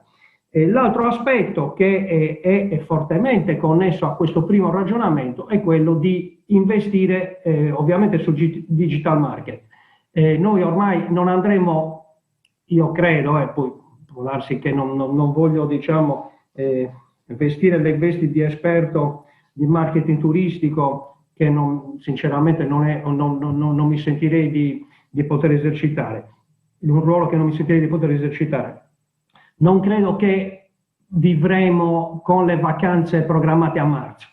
L'anno prossimo sicuramente non sarà così. Abbiamo necessità quindi di stare sul mercato con proposte, di stare presenti, come diceva, adesso se non ricordo male mi pare la dottoressa Serra, la professoressa Serra, no, dottoressa Serra mi pare che lei aveva parlato proprio del fatto di mantenere un rapporto continuo col potenziale cliente, ormai si programmeranno probabilmente le vacanze sicuramente della prossima primavera in prossimità della partenza, quindi dobbiamo avere anche lì un contatto molto diretto e molto immediato col potenziale cliente. Nessuno programmerà e prenoterà in agenzia di viaggio, i millennials sono stati citati, ormai diventano sempre di più una fetta di mercato importante, sia perché cominceranno a muoversi autonomamente dai loro genitori e sia perché comunque condizionano le scelte anche dei genitori, anche nel momento in cui continueranno a viaggiare con loro. Io ho un figlio di 14 anni, non ha più l'età in cui posso portarlo dove decido io. Ovviamente anche lui vuole dire la sua, vuole avere determinate garanzie, prima fra tutte la connessione garantita in qualunque sito si vada a dormire, si vada a stare per più di 2 ore, cosa che tra l'altro è stata citata anche dall'assessore. Purtroppo in Sardegna questa non sempre garantita e diventa anche questa una forte limitazione rispetto alla possibilità di di garantirci quel tipo di mercato giovanile. E poi vorrei concludere, se non ho rubato già troppo tempo, con una considerazione più come dire, di natura individuale. Noi usciamo da questa difficoltà, da questa situazione complessa, mai verificata, credo, nella storia dei sistemi economici occidentali, un PIL che perde il 12% è un numero che sicuramente la mia generazione, io sono di metà degli anni 60, è una situazione che la mia generazione non ha mai vissuto e sulla quale c'è bisogno di cercare una risposta che sia collettiva ma che passi attraverso un impegno individuale. Troppo spesso, forse proprio la mia generazione più di quella precedente, almeno nella mia percezione, ha un atteggiamento passivo nei confronti del presente, delega a un terzo salvifico la soluzione di qualunque problema e in un atteggiamento che è un po' involutivo e che non passa attraverso la capacità e il coraggio di lottare perché il contributo individuale possa garantirti un futuro migliore. Non esisterà nessuno che da solo riuscirà a trovare un provvedimento né a livello governativo centrale né tantomeno in quello regionale che possa da solo trovare la soluzione e la chiave di lettura per uscire da questa situazione. Questa situazione è una situazione che va affrontata col coraggio, come ci siamo detti, con l'ottimismo, ma soprattutto con una crescita, con una consapevolezza di dover tutti incrementare il proprio contributo individuale nelle rispettive attività lavorative. Su questo io proprio l'altro giorno, se mi permettete una citazione, anche se non è diciamo di altissimo livello culturale, ma a me ha molto colpito, guardavo un documentario che ormai ho già visto forse 3 volte, sulla storia, un'intervista di Michael Jordan sulla sua carriera, e quando dopo una clip, un'intervista che passa su Sky, one to one, molto bella, che è lunga, tra l'altro sarà almeno un'oretta, dopo una clip in cui facevano vedere un collage di tiri all'ultimo secondo che ovviamente venivano tutti affidati al giocatore che è stato forse il più forte giocatore di basket della storia, quando successivamente a questa clip l'intervistatore gli ha chiesto ma tu come ti sentivi quando arrivata la partita punto a punto sapevi che quegli ultimi 10 secondi la palla sarebbe finita a te e il tiro della vittoria o della sconfitta era nelle tue spalle? E lui, che è stato forse l'atleta, almeno per la mia valutazione personale, col maggiore talento che io abbia mai conosciuto in tutti gli sport che ho seguito, lui ha risposto l'etica del lavoro sconfigge la paura. Quindi lui non si è rifugiato su io sono il figlio del basket, sono il dio del basket, sono il miglior giocatore del mondo, ci mancherebbe che non tiri io. lui ha detto: io la paura di quell'ultimo tiro la gestivo con l'etica lavorando duro, allenandomi, provando, riprovando, eccetera. Quindi questo, voglio dire, detto dalla persona che forse più di tutti noi, più di tutti quelli che abbiamo conosciuto, almeno per me personalmente, dei vari campioni di tutti gli sport, che poteva più di tutti dire io sono il migliore del mondo, ci mancherebbe pure che non lo tiri io, e invece ha detto che era il lavoro, quello che gli dava la garanzia di potersi prendere quella responsabilità. Quindi se l'ha detto lui, immaginiamoci per chi poi ha talenti normali come la stragrande maggioranza delle persone. Quindi è questo, noi dobbiamo recuperare questo valore, che è quello che ci darà la garanzia maggiore di poter poi insieme uscire da questa situazione. Scusate se mi sono un po' dilungato, forse ho perso un po' il senso del tempo. No, ma ci mancherebbe. Vincenzo, ti ringraziamo per la partecipazione, ti ringraziamo per il contributo insieme all'assessore che hai dato a questi webinar, perché siete stati voi ad approvare il progetto naturalmente, quindi vi ringraziamo davvero tanto. Vi aspettiamo ai prossimi naturalmente, quindi l'invito per te e per Gianni Chessa è di ripartecipare, stare ancora con noi in occasione dei prossimi eventi, oppure di scegliere quelli che ritenete più interessanti e voler dare il vostro contributo, che mi sembra molto, molto valido, assolutamente. Ringrazio a questo punto tutti i partecipanti, Joseph, Gianluigi, Maria Elena, la professoressa Di Guardo, chi vedo ancora collegato, Federica, Robert naturalmente e Gianfranco. Quindi appuntamento fra 15 giorni, ancora alle 17 qui, e direi alla professoressa Di Guardo e alla Maria Elena di tenersi libere, che magari riusciamo a fare una chiacchierata ancora con voi, e vorrei infilarmi anche nel discorso che faceva Antonio sulla contamination tra azienda e università. Davanti a tantissimi testimoni abbiamo avviato un progetto, per cui non ci sottrarremo. Grazie davvero a tutti e grazie naturalmente al service, a Giulio e a tutto lo staff che ci ha supportato. Grazie, buona serata a tutti. Buona serata.